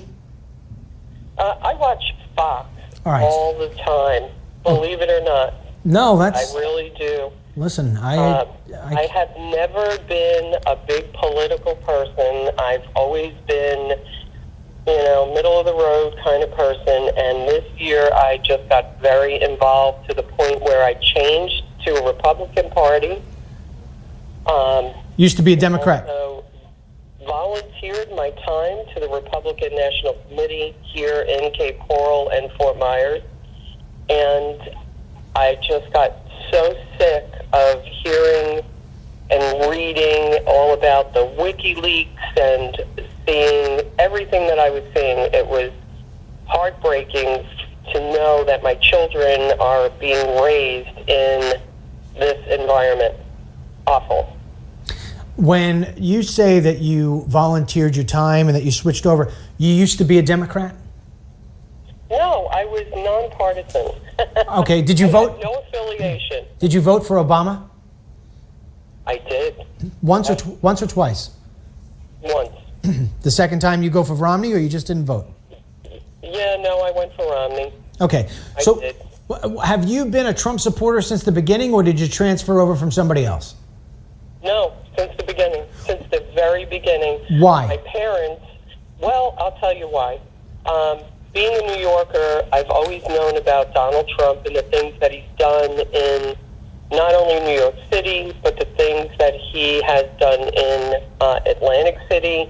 I've seen this man take nothing and turn it into just unbelievable billions of dollars, jobs, whatnot. And when he was younger, he filed bankruptcy. And if you were growing up in New York, you kind of knew all about it and what was going on with him. And, you just kind of said, wow, he pulled himself out of that bankruptcy and look what he did.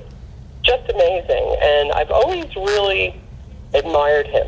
Mm-hmm. So, this admiration for Donald Trump is long time.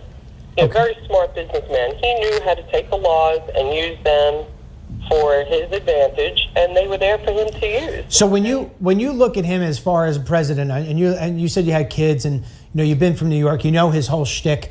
I mean, what is it that you're looking for him to do for you as?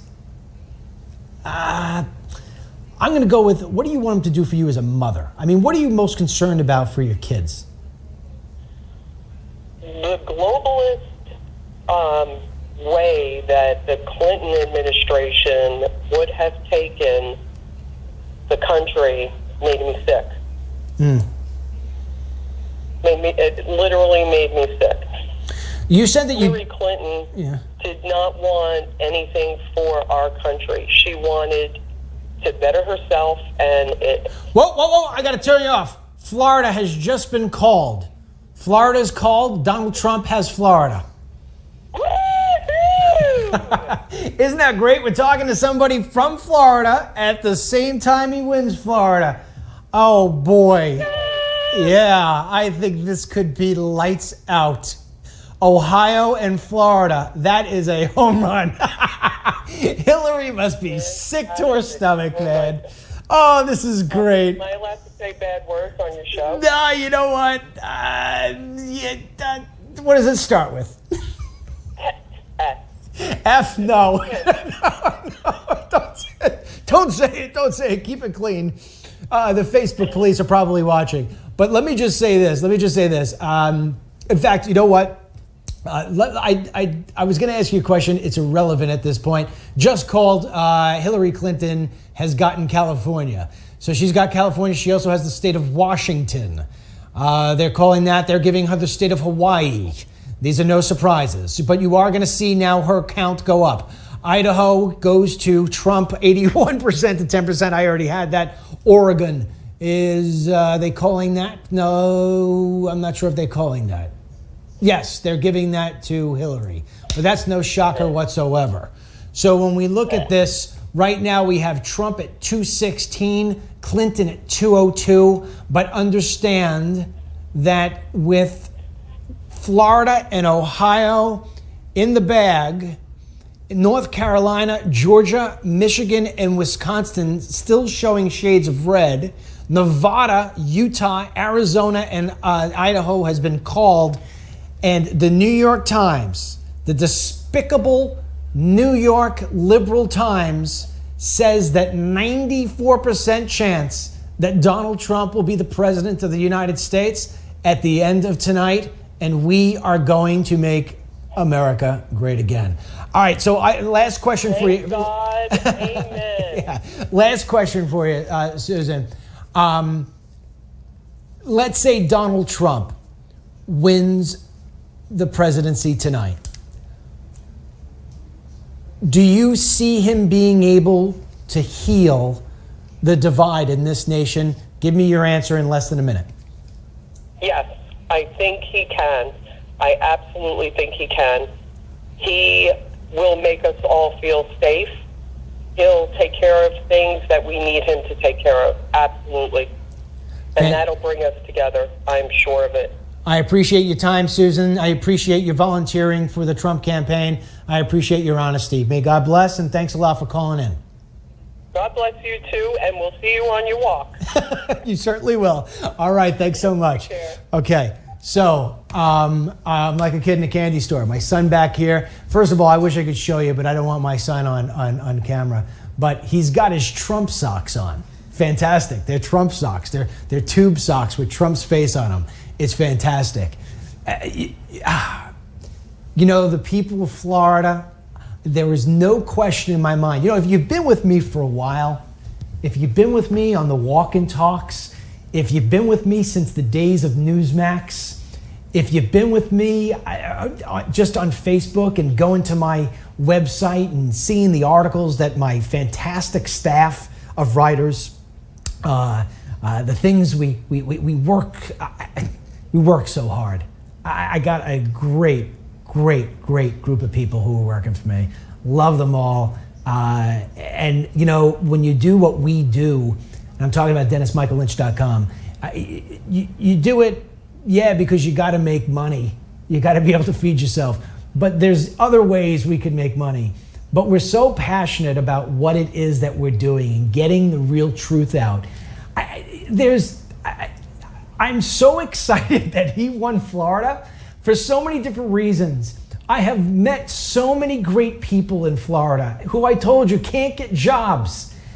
People across the country can't get jobs. I've been to Ohio, given speeches. You meet with these people from Cincinnati and Cleveland and Batavia and all these different places, and they just want the country to be great again. And when I say that, it's of all ages. Look at who we've talked to tonight. We talked to a girl who's 24 years old, got 5 kids at home, and she needs Donald Trump to win because her husband is scratching his fingers to the bone trying to stay ahead, and he can't stay ahead. He's struggling.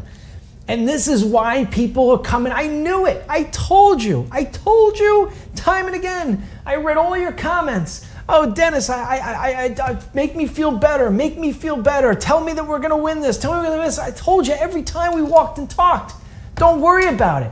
I know what I'm talking about. What did I tell you? I've been in these back rooms. I see how these people operate, the media. I watch it. They try to control the narrative. They try to elect the president. That's what they do. They want it because they want to drive all the different aspects. The cheap labor, the liberal, the whole liberalism that just, I could rant on forever and ever. But this is not what the American people want. They don't want what the media is feeding. They want truth.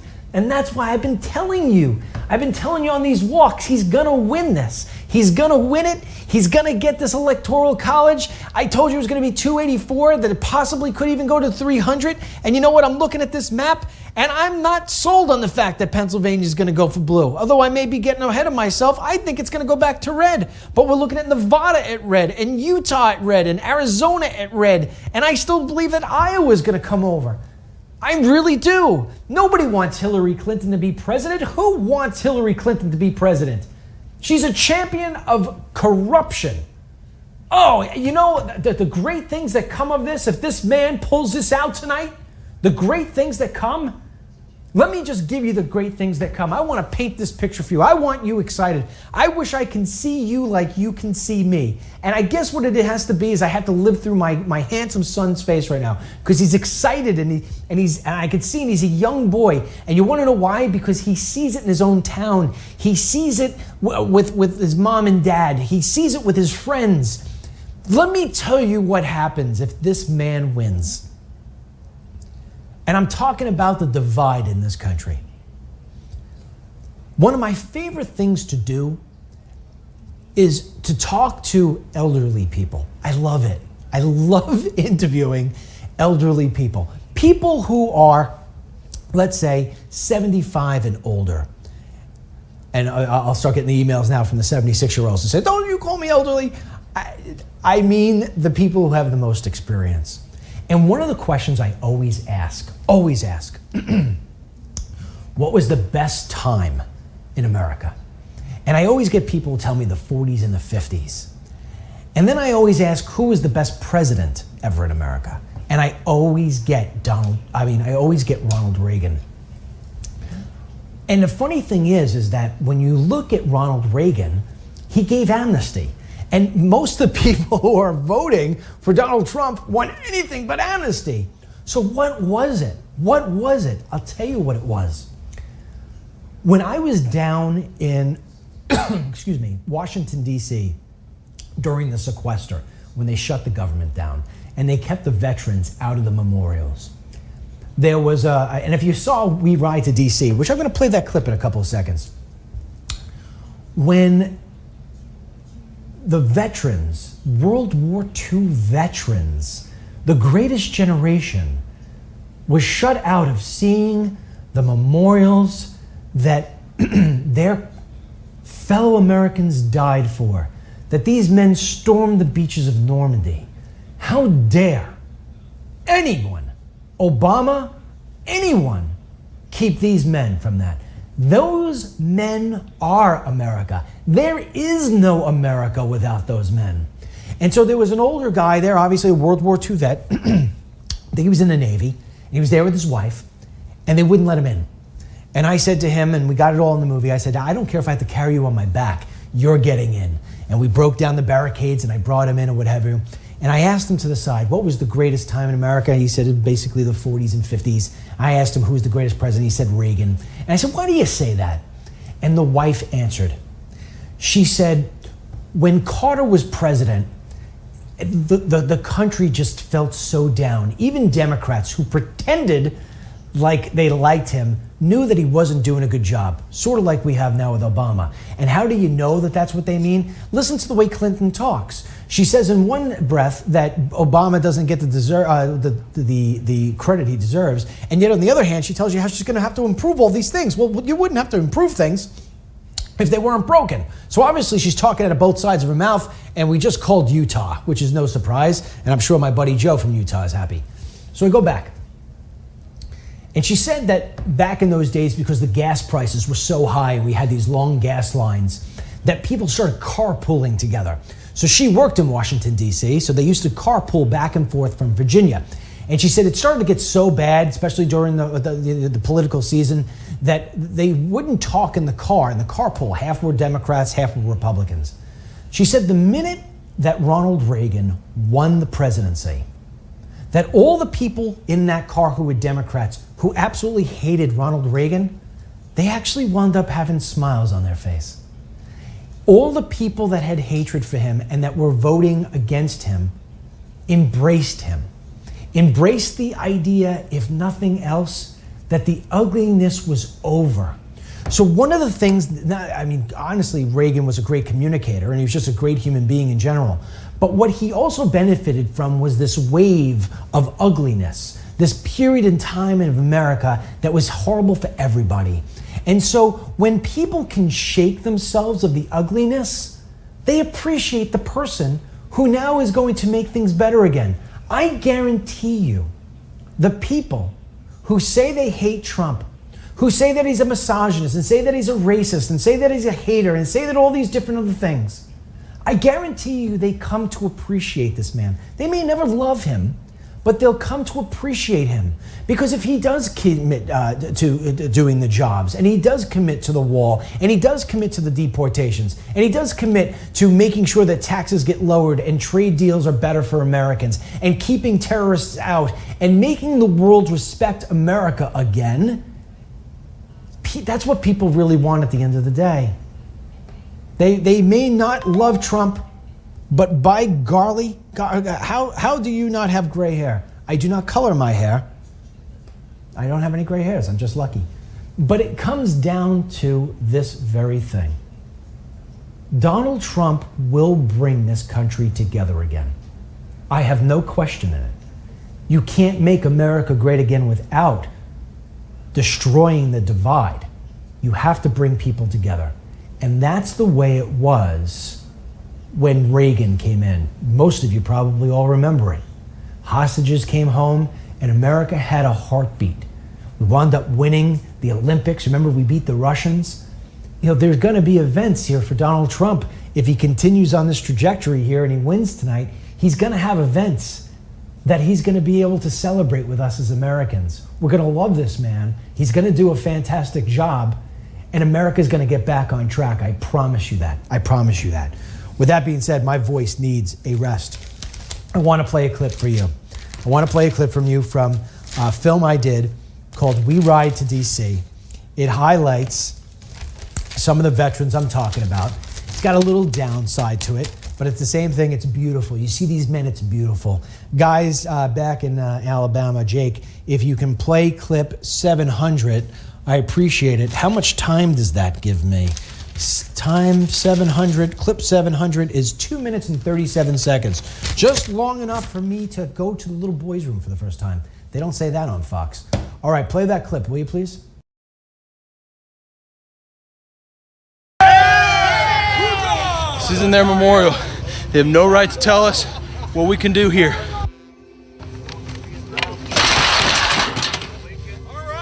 America is coming back. Yes, yes.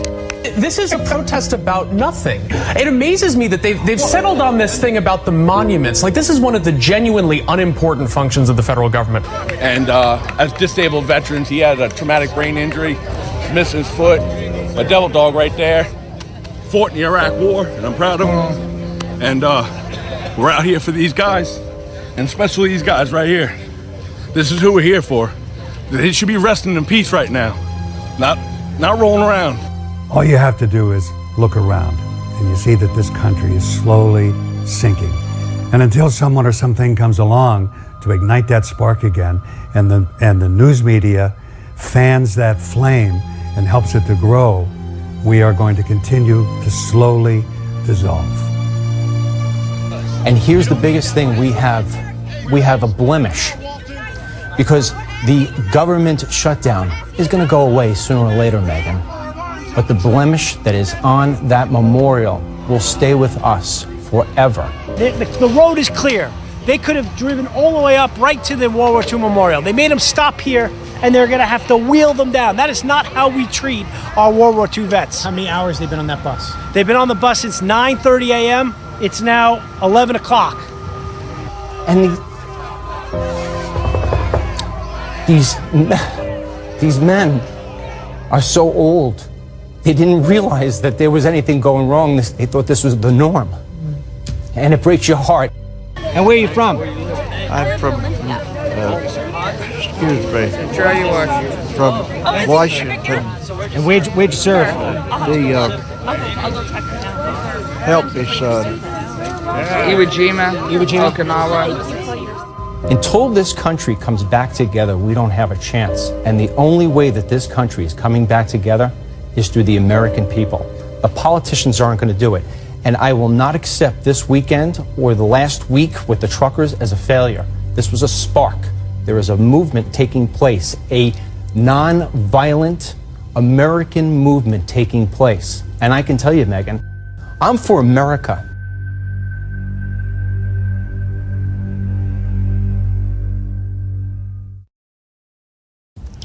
All right. So I'm calling somebody new. Hold on.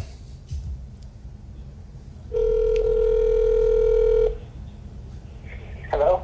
Blake? Yes. Yeah, hold on 1 second, okay? Okay. All right, so we're live. We're back here. Just want to bring you up to speed on a few things.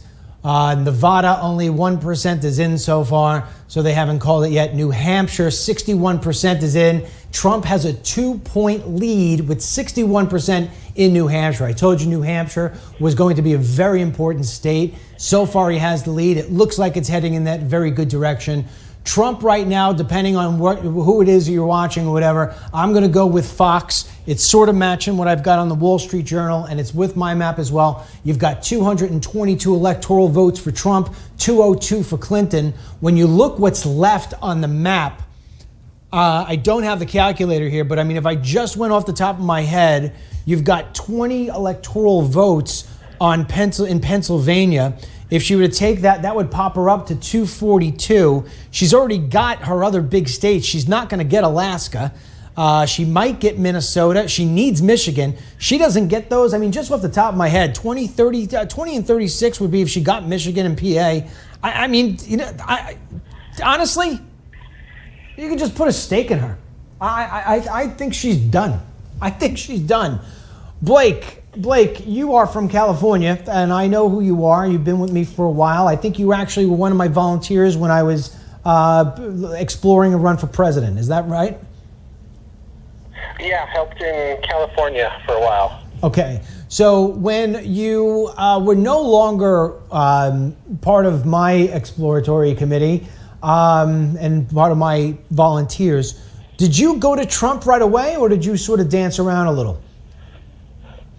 Well, for a number of reasons, I did not want Cruz for his writing of the immigration policies for Bush and his connections with the North American Union and Goldman Sachs and the amendment to the. You know, but just I don't want to hear about who you weren't for. I just want to. Who were you for? Any specific person? I was going to settle on Ben Carson until Trump came out with his immigration policy, and then I was fully on board. Okay, so now you're in California. How bad, and I'm assuming that's probably why and how you first found out about me, how would you describe your immigration situation there in California? It's tough.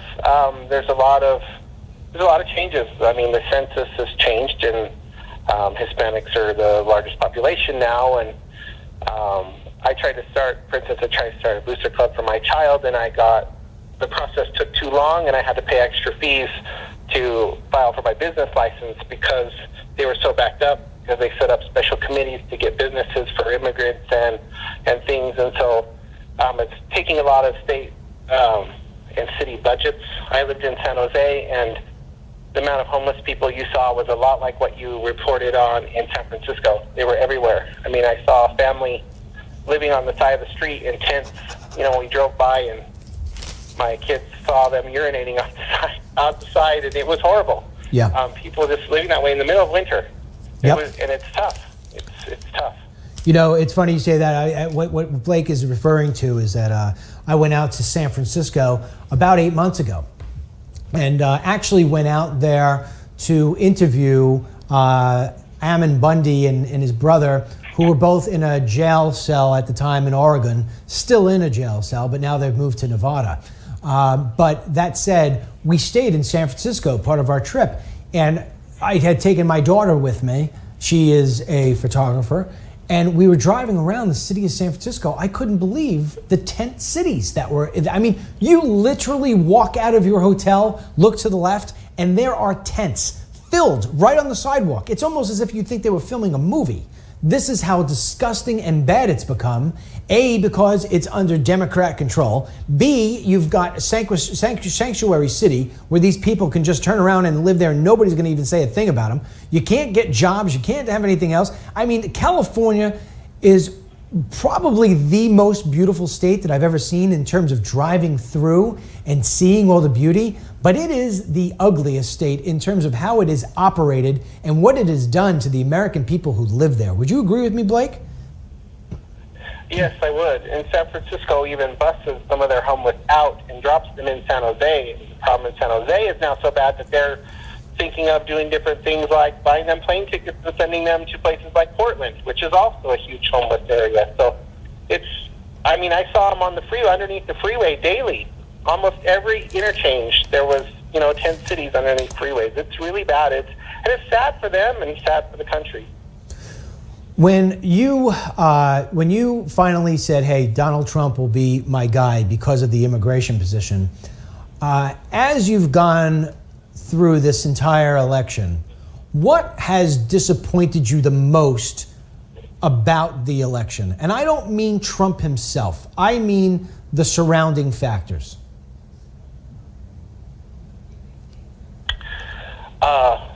The complacency of accepting the establishment. I mean, we have primaries for a reason. That's where we select our candidates. And yet we vote the same people in, 30, 40 years in Congress.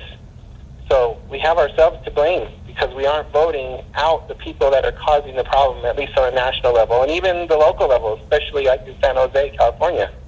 So people just want to vote and be done. And that's not how it works. You got to get out. You got to go to your county meetings, your central committees. You got to go to whatever party you affiliate with and go to their meetings and be the voice for change. Get the candidates into the primaries that you want so that we can, drain the swamp, as Trump says. Let's say, for instance, that the presidency is won tonight. I'm reading as I'm talking to you. I apologize. Let's say, for instance, that the presidency is won tonight by Donald Trump. What do you want to see him do first? As somebody who has supported him, what do you want to see him tackle first? Immigration. Immigration. Yeah, first. And what do you actually want to see him do? Like he says, I want him to make sure the criminals go first, and then enforce the border. Enforce the current laws that we already have. Minimum, that's guaranteed first. So, you said you're in San Jose. I mean, that's not far off from Silicon Valley. Am I right? Yeah, they claim themselves as the first city of Silicon Valley. So yeah, I've actually moved to Utah now. I escaped. Oh, you moved to Utah now. Okay. So all right. But now Utah has been called. So Blake, let me ask you, what is it that you do for a living? I'm a data analyst / engineer.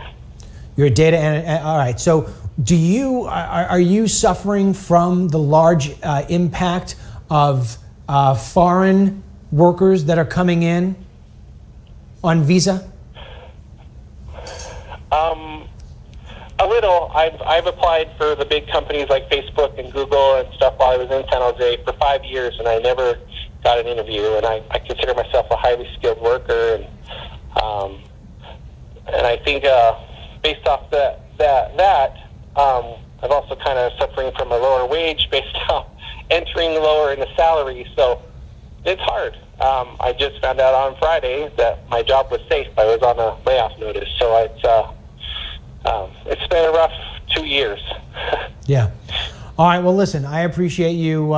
You said you're in Utah there. I mean, you know what? Just real quick before we get off. I mean, so if you're in Utah, I mean, Utah was sort of struggling for a while there with Trump, but I mean, ultimately they came through. What is it that was bothering the people of Utah with regard to Trump? Number one is they don't see him as a moral person. Okay. Based off past behavior and his actions during the primaries, And so it was a hard thing for them to get over. And so they've been trying to float around who they vote for. So that's why you're seeing the, almost near 20% going to McMullen. So, but in the end, it was those who are quiet but voting anyway that are going to change it. So. All right. Well, Blake, I appreciate it, man. I'm going to jump off now. I got to get some other phone people in here on the phone calls, and I got to get some updates. Okay. Thanks a lot. I appreciate your time, bud. All right, bud. All right. So I'm looking at it here right now. We have Iowa. Trump is back. We don't have it all in yet, but Trump is back in the lead there in Iowa. And yes, I see it here on the Wall Street Journal. They have now switched it back to red. I told you that Iowa was a very important state for us to grab. And it looks as if, because the numbers that he is now winning by are pretty considerable, that he will, odds are, take Iowa as well. I'm hoping to get some more numbers here about Michigan. If you guys have anything there in Alabama, send me some numbers. I'm trying to look through your numbers here, and I'm not seeing enough. I want to see why it is that Michigan is still and Wisconsin are still in the red. Georgia yet. It's funny, Georgia is shaded red, but not completely red. And that's sort of crazy if you think about it, because Georgia has always been a very red state.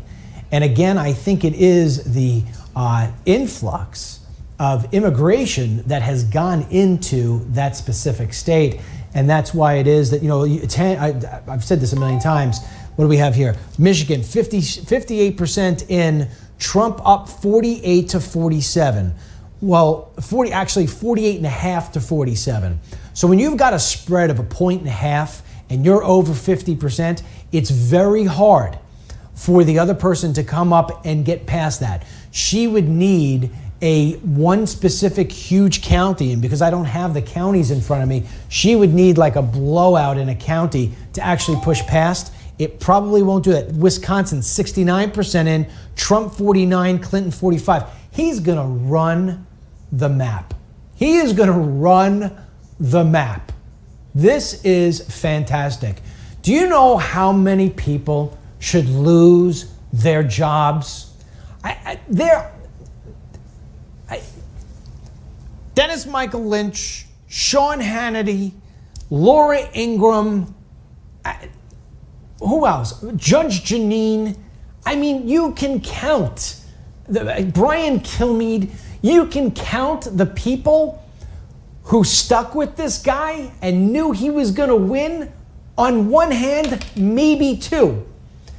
Guys like Mark Levin and guys like, you know what? Glenn Beck needs to literally pack up.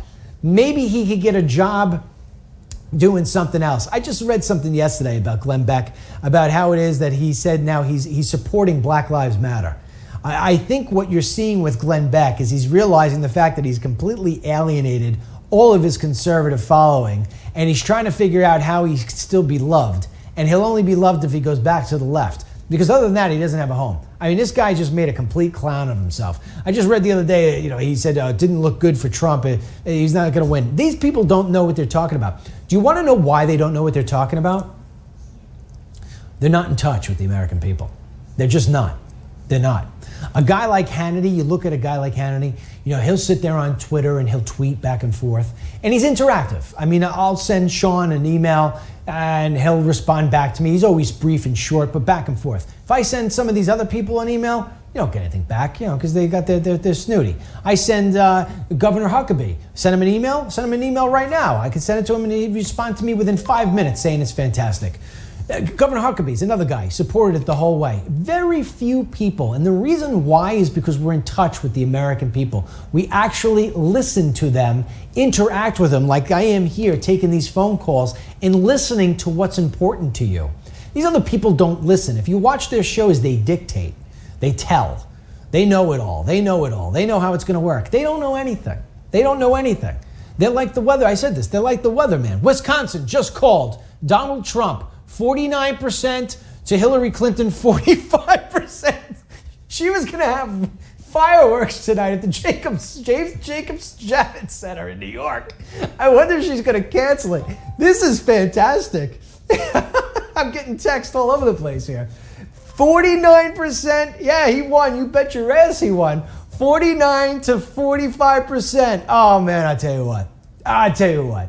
This is great. This is great. I couldn't be more happy. I couldn't be more happy. You know what I'm happy for? I'm happy for you. I'm happy for you. I'm happy for the American people. I am so happy for you. I sit here. And I read. I really do. I read. If you can't tell, I'm tired. I've gained a lot of weight ever since I left Newsmax, which isn't healthy, even though I'm out doing my walking. It's that I'm sitting here working around the clock. And just, you sit there, you start putting stuff in your mouth, and before you know it, you're five meals into the day. And now tomorrow I'm back to my diet, and I'll switch it like that. But I've worked so hard, and I actually lost my job at Newsmax. I lost my show because I would not compromise what it is that I would report and what it is that I wouldn't report. And because I was not going to pretend that my passion wasn't there. And I took that original show, I took that job, and I was the #1 show every single night. And I was like that because you know that when I talk to you, I really mean what I'm saying. I have always known that this man was going to win. In 2014, I wish we had that damn clip. Yes, we do have that clip. I want to play it again. We started off tonight with this clip. I want to play it again because, it's a little self-serving. Iowa just called. Donald Trump, 50%. Clinton, 44%. You know what? She's shellacked. He's not just beating her, he's crushing her. And I've been telling you that. Yes, I know, Iowa. We're crushing her. This is beautiful. This is music to my ears. I tell you what. You know what? If you have Fox News, I'd like you to turn it on if you're also watching it, because I can't feed you this. Yes, I'm getting texts from everybody. Yes. They're going crazy at Trump Tower headquarters. This is phenomenal. We're going to make America great again. Let me tell you. The Border Patrol agents who I have met, I'm going to go through some stories here. The Border Patrol agents that I have met along the border in Arizona and in Texas. Please at least give me shout out for telling you what was going on as soon as, okay.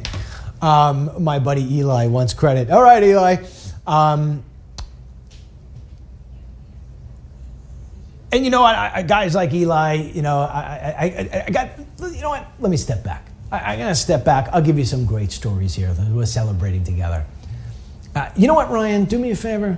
Go inside and pop me open a Corona Light and bring me out a Corona Light. Bring me 2. This is the great part about not being on television, being on Facebook. I can do this. Bring me 2. All right. A guy like my buddy Eli, right? Lives in Florida. He's very religious, Jewish, great father. He's got a whole tribe going on. Beautiful wife, works hard, invested in me, never lost faith in me. And I've been through so many different bad economies, and our business has changed so many different times because Eli will probably let my wife, yes, baby, we're going. Everybody's happy. It's all about people. It's all about people. That's what this is about. It's not about policy, and it's about people. It's about connecting with people. That's what Trump does. He connects with people. He's a billionaire who understands what the guy feels like who's sweeping the floors in the warehouse. It's about people. You ask a guy like Eli, we've been together, right, doing business deals for what, 8-9 years, I think it is now. And we're sitting here, we're always trying to make it. We both have our investment in there. We haven't gotten our return in terms of our profit out, but we work at it every single day. We keep trying. We figure different ways. And you know what? It's about people. It's about trust and that we're going to get there and we're going to make something great. And if we don't, we're going to die trying. And that's the kind of people that is the fabric of this country. And there's so many of them. And they just want opportunities and chances. They want somebody in D.C. who will give them those opportunities. And all they need is just a fair shot. Just be honest. Just do what you say you're going to do when you get in there. Trump's going to do it. He's gonna do the things he promised he's gonna do. I could promise you that. It's the first speech I ever made when I was on Newsmax. The first one went completely viral. I said, listen, he's an egomaniac. He loves himself. But you know what? He wants to be on Mount Rushmore. And because he wants to be on Mount Rushmore, he's smart enough to know that the way that you get there is by fixing problems, not by going like this. And that's why now this guy, this is stage one. Stage two is he's going to change the world. He's going to change America back to being great again. And so everybody, here, give me one. My son's back. So I want to come back. I'm all over the place. Come on, just keep your face out of it though. All right. So anyway, guys like Eli, guys at the Border Patrol, when I would go down, when I started making films, I went down to the Border Patrol and you meet these guys there and they're not allowed, I'm having a celebration beer. They're not allowed to talk to the press or to the media. But when they know you're there and you're pro Border Patrol, you're pro border security, they'll talk to you. You know, no cameras on, they'll talk to you. These guys, Dennis, you don't understand what's coming through the border. I'm concerned for my country, the drugs that are coming through, the people that are coming through. They're not all Mexican, they're not all Latino. We got people coming through who are, Iranian and Middle East, and these people, what are they doing here? I mean, I've showed you signs in the desert in Texas written in Chinese. This is marketing 101. You only make signs to people who you know are gonna read them. And who's reading them? Chinese people. What are Chinese doing coming through the border? There's no religious connection to being in Mexico. Where is it going? They're paying $50,000 a clip to get in here. You know how dangerous that is? You know how bad that is?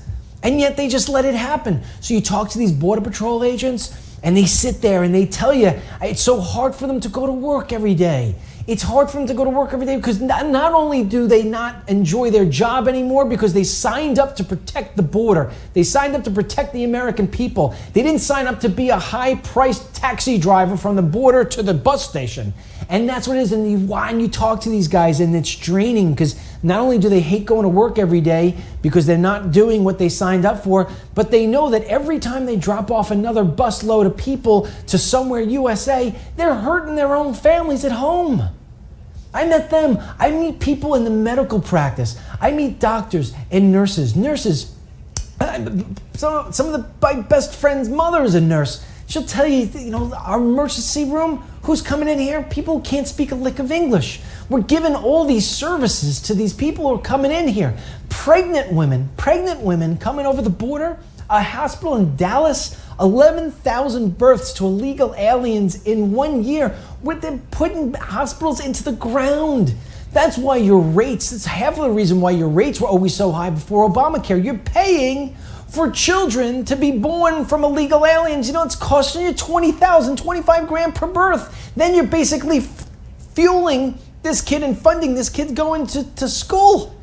I mean, I meet teachers. I talk to teachers. Georgia went red, baby. Yeah, Georgia's red. Listen, it's game over. It's over. 254, he just got Georgia. It's over. It is over. And my electoral map, you know what? My electoral map was perfect. Wisconsin is also red. You know what? These people don't need to see the board. I'll do the board in a little bit. I'm ranting right now. I'm all excited. Okay? I go back to the people, the nurses, the good people who see the fact that they know they're going to take care of anybody who walks in, but they see, they want to be, they don't want to be doing what it is that they're doing in terms of they know that the people coming in don't deserve those services, that the money it's costing. And then you got somebody come in, an American come in, and they can't get the services they need because trying to cut costs. My God. I've met the cops, the poor cops in this country, the war on cops. We have a president right now who puts more energy and passion into Black Lives Matter than he does into veterans. Yeah. And so you got cops getting assassinated in the streets. What has happened to this country? Trump is going to fix this. You talk to cops, they tell you quietly. Remember I told you earlier tonight, for those of you who've been with me for a while, when I was in Chicago and I asked that guy, that cop that was driving me around, I said, you see this changing? He says, no. I said, really, man? What about with good leadership? He says, nah. He's so down because everybody has been knocked down with this false sense of hope and change, and they're tired of being lied to. And now you got a guy who's going to come in and he's going to drain the swamp. He's going to come in there, and the people who need to go are going to go. This guy is not going to step off the pedal. He's not going to step off the pedal. We're cut from the same cloth. It's the same thing. If I were in there, everybody who deserves to go is gone. Gone. And you want to know why? Here's why, if for no other reason. Somebody comes into my office as the President of the United States and tries to sell me some BS that I know is not good. I'm kicking him out of my office. You think I'm going to sell out my children and my grandchildren to some lobbyist? To some dirtbag? No. Trump's the same way. You think he's going to sell out his kids and all he's built for the sake of doing special interest deals? No. This country was in desperate need of a businessman who is rich and isn't doing this for the money. Hey, Donald Trump was the perfect guy for this. I mean, he was the perfect guy. Why? He had the name recognition. He had the money. He had the the guy thing. He had the ability to get the cameras on him. And you know what he didn't do? You want to know what he didn't do? I was in a documentary. Damn, I wish I would have given this clip. Oh! I did a documentary for a company in London. Big, huge News 4 over in London. In fact, they asked me if I would be on if Trump won. And I told them, yeah, you'd have to come out to where I am. I'm not coming to you. I don't know if I'll still be on. But Sabato. Oh, I love the oh, God, all these people. This guy Sabato with his crystal ball, right? They've been doing this on Fox for how long with his crystal ball? Let me tell you, his crystal ball is cloudy, okay? He can't see nothing. He's got nothing. You want to know who's got the crystal ball? Yours truly. Sabato was also, right, Mr. Frickin' Know-It-All. Sabato, with his crystal ball, was in on the same documentary I was on. You can actually find it if you go on YouTube and just do, I don't know. You don't need to say it. Just trust me. Sabato was on before me, and he says, I'm telling you right now, Trump will move to the center because it's all about him. It's all about Trump. He's going to move to the center before the election. I went on next. I said, he ain't going anywhere. If he moves to the center and he tells me that he's not going to deport these people, he starts talking like a liberal. You know what? And he did. You remember that? He talked like that for like 2 days. And everybody said, what are you talking about? You coming off immigration? And he snapped right out of it. And he said, you know what? I need to be myself. I'm not listening to these other people who give me this BS. And he went right back. And I said in that documentary, if he does that, he will lose us. He's not going to do that. He's not going to do that. And that's why he's going to win, because he kept to his word. He kept to his plan. He said, screw you. Don't tell me to act this way or act that way. I'm going to act like Donald Trump. I'm not perfect, but I am going to make this country great again. And that's that. That's my rant. All right, guys, I want you to play the clip. This all started with me introducing a clip. I probably got 2 people watching at this point. I don't know. Who knows? I want you to play the clip that we played in the beginning. 2 weeks before Donald Trump went down those escalators, I gave a speech to a group of Jewish men and women at a synagogue in Massachusetts. And it was right after I made the decision not to run, had some health problems, decided it wasn't my time, and I gave one last speech. I gave one last speech because I had made the speech before I dropped out, and I still felt as if I should keep to my commitment and go up and do it, all out of my own pocket. And that's the kind of guy I am, just like Trump is. And that's why I've always supported him. And I went up before I knew he was going to say he was going to run. And I said these following words, which we're about to play. Guys, play the first clip 500, and give my voice a rest. I'm going to end up by saying this.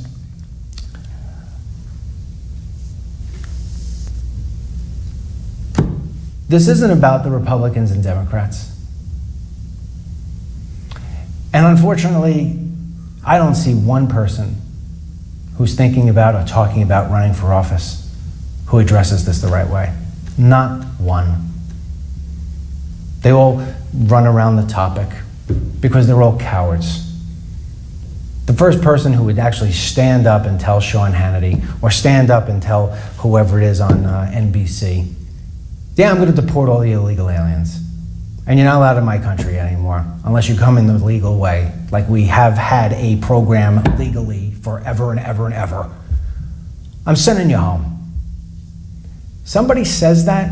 Somebody says I'm taking care of Americans first. And then when everybody's on a pathway to the American dream, we love the pathway word, right? Pathway to citizenship. No, when everybody's on the pathway to the American dream, that's when I'll start worrying about everybody else. But right now, I've got Americans living in the streets. I've got Americans who are failing in school. I've got Americans who can't make more money than they did 7 years ago. Boy, why is that happening? I'll tell you why. Because we're flooding the country with more workers. The first person who stands up and does that, and is actually given the time of day, is the next president of the United States. That's the person who will get your life and your country back on track. And until that person emerges, it's just going to be more of the same. I don't care who wins. It could be Marco Rubio. It could be Jeb Bush. It could be Hillary Clinton. It could be Ted Cruz. Not one of them is going to solve this problem the way it needs to be solved. And so ask yourself when you go home, as if we haven't depressed you enough already.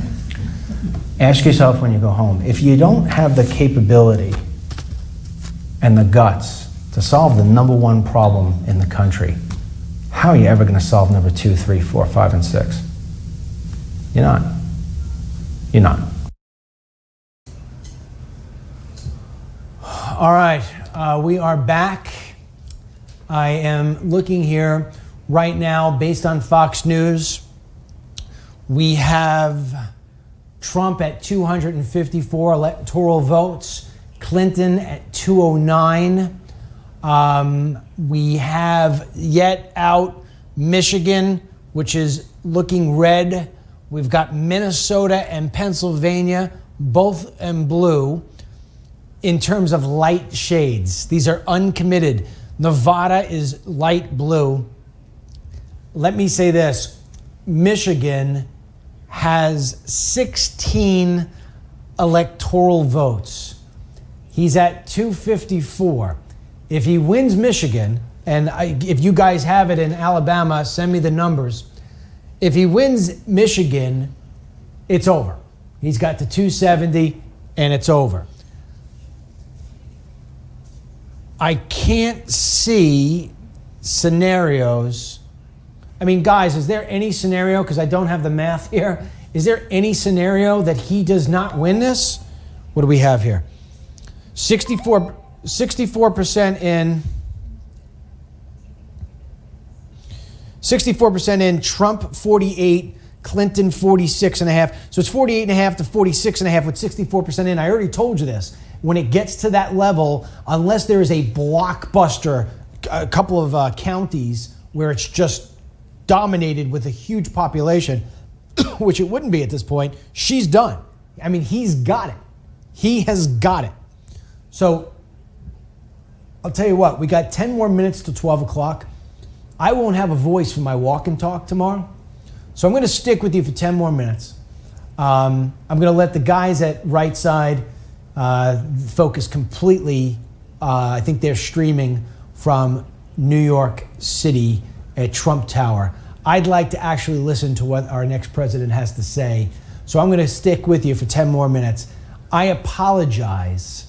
Let me take the last 10 minutes and say a few things here to you, okay?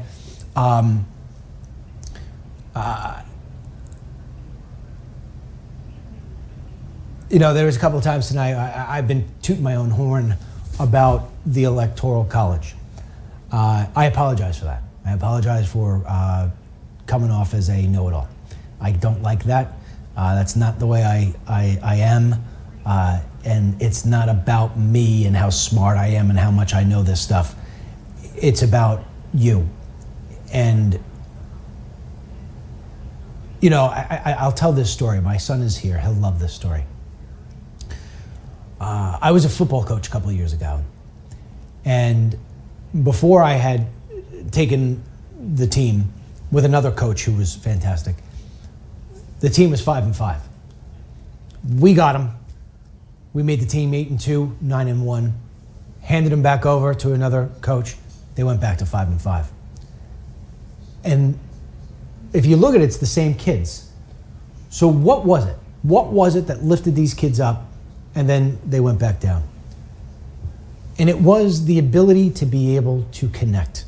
And that's what I was talking about in the last segment, was the ability to connect with people.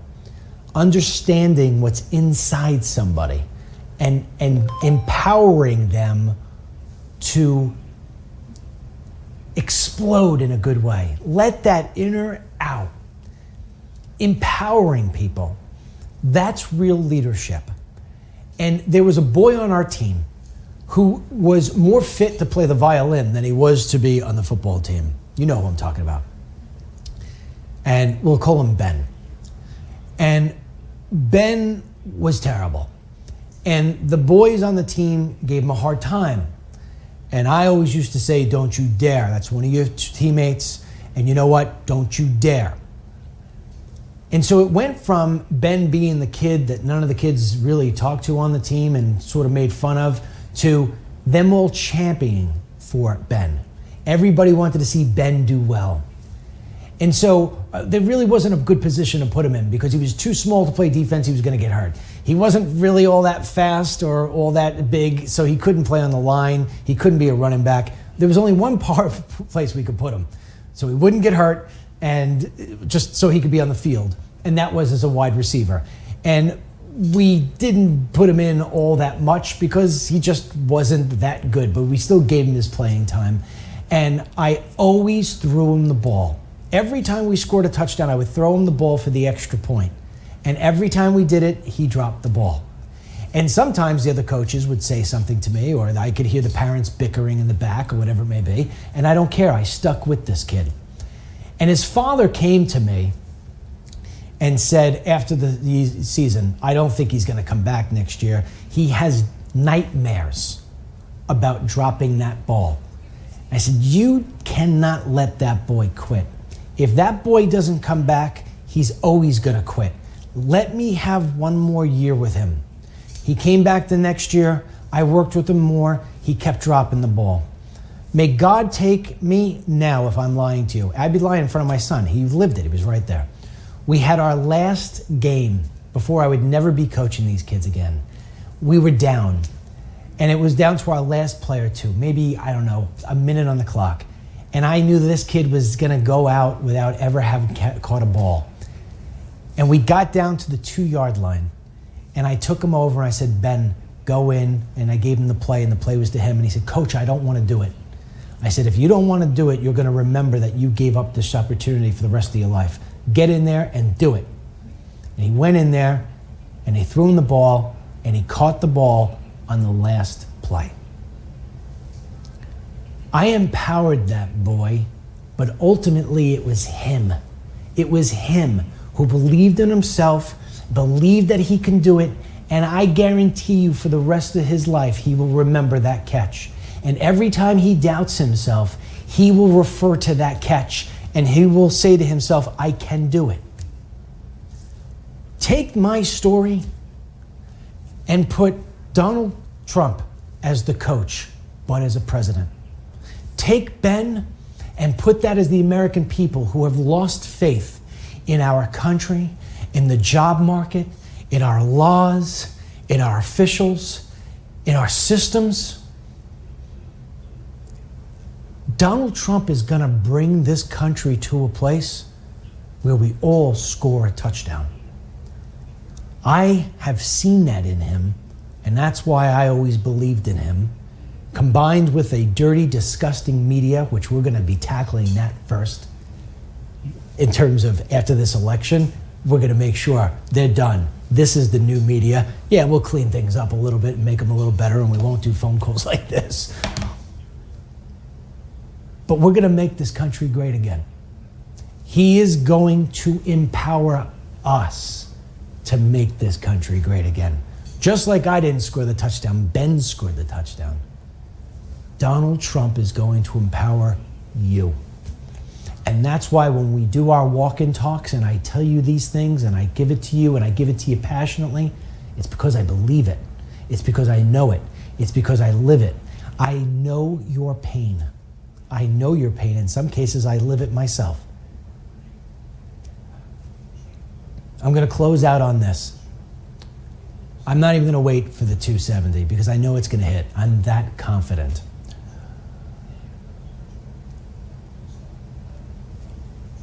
On behalf of my 4 children and my wife, I want to thank you all for the nonstop support, encouragement, faith that you have in DML. My numbers have gone up. Together, we go back and forth. You guys send me news. We look into it. We do it. I couldn't do what I do without you. And my family is so encouraged by how much you have shown me support, especially after Newsmax pulled what they did with me. And so as an American, I appreciate you for not leaving me behind. As a father, I appreciate every time you click on my website because that's how it is that we pay our bills.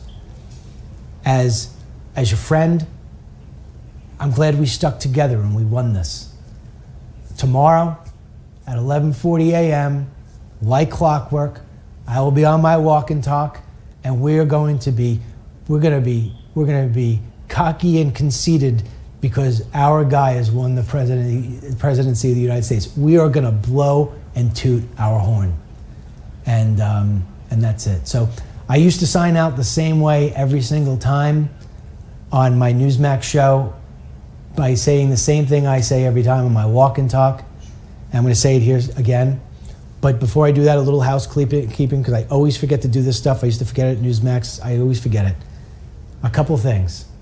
Number one, be sure to go to DennisMichaelLynch.com and fill in your email address. Because if they ever take me off these social medias, I'll still be able to stay in touch with you. I'm always on my website every single day, 24/7. We are a 24/7 website. Next, I had this great girl, Jill, give me the instructions to give you, and I still haven't had the time to learn them yet. But there is a way that you could get a notification on your phone about how it is to find me when I'm doing my lives. But I'm live every day at 11:40 a.m. Eastern Time. Set your alarm to it. If you like what it is I have to say and you want to be a part of what we're doing here, set your alarm and it will remind you. You don't have to check in every day, although I'm going to be here every day, but make sure you're there, because when I'm out of your news feed, and they will take me out of your news feed, you know you're still connected. And sooner or later, I'll put up how it is that you get the text message every time I go live. All right, and we are going to develop this into a fantastic show where we're going to have more cameras and we're going to have Skypes, where we're going to have great guests, Ben Carson, we'll have them all. You got to stick with me. And you come and you visit DML Daily on Facebook or Dennis Michael Lynch on Facebook, same thing every single day. And I promise you, I will never lie to you. I will never abandon you. I will tell you when it's good. I will tell you when it's bad. And I will always tell you if I don't know the answer to something. But I will tell you that I knew the Electoral College was going to elect Donald Trump. So, that being said, here's how I sign out at 12 o'clock. I kept to my word from 8 to 12. May God bless you. May God bless our troops. May God bless the United States of America. And may God bless President Donald J. Trump. Good night.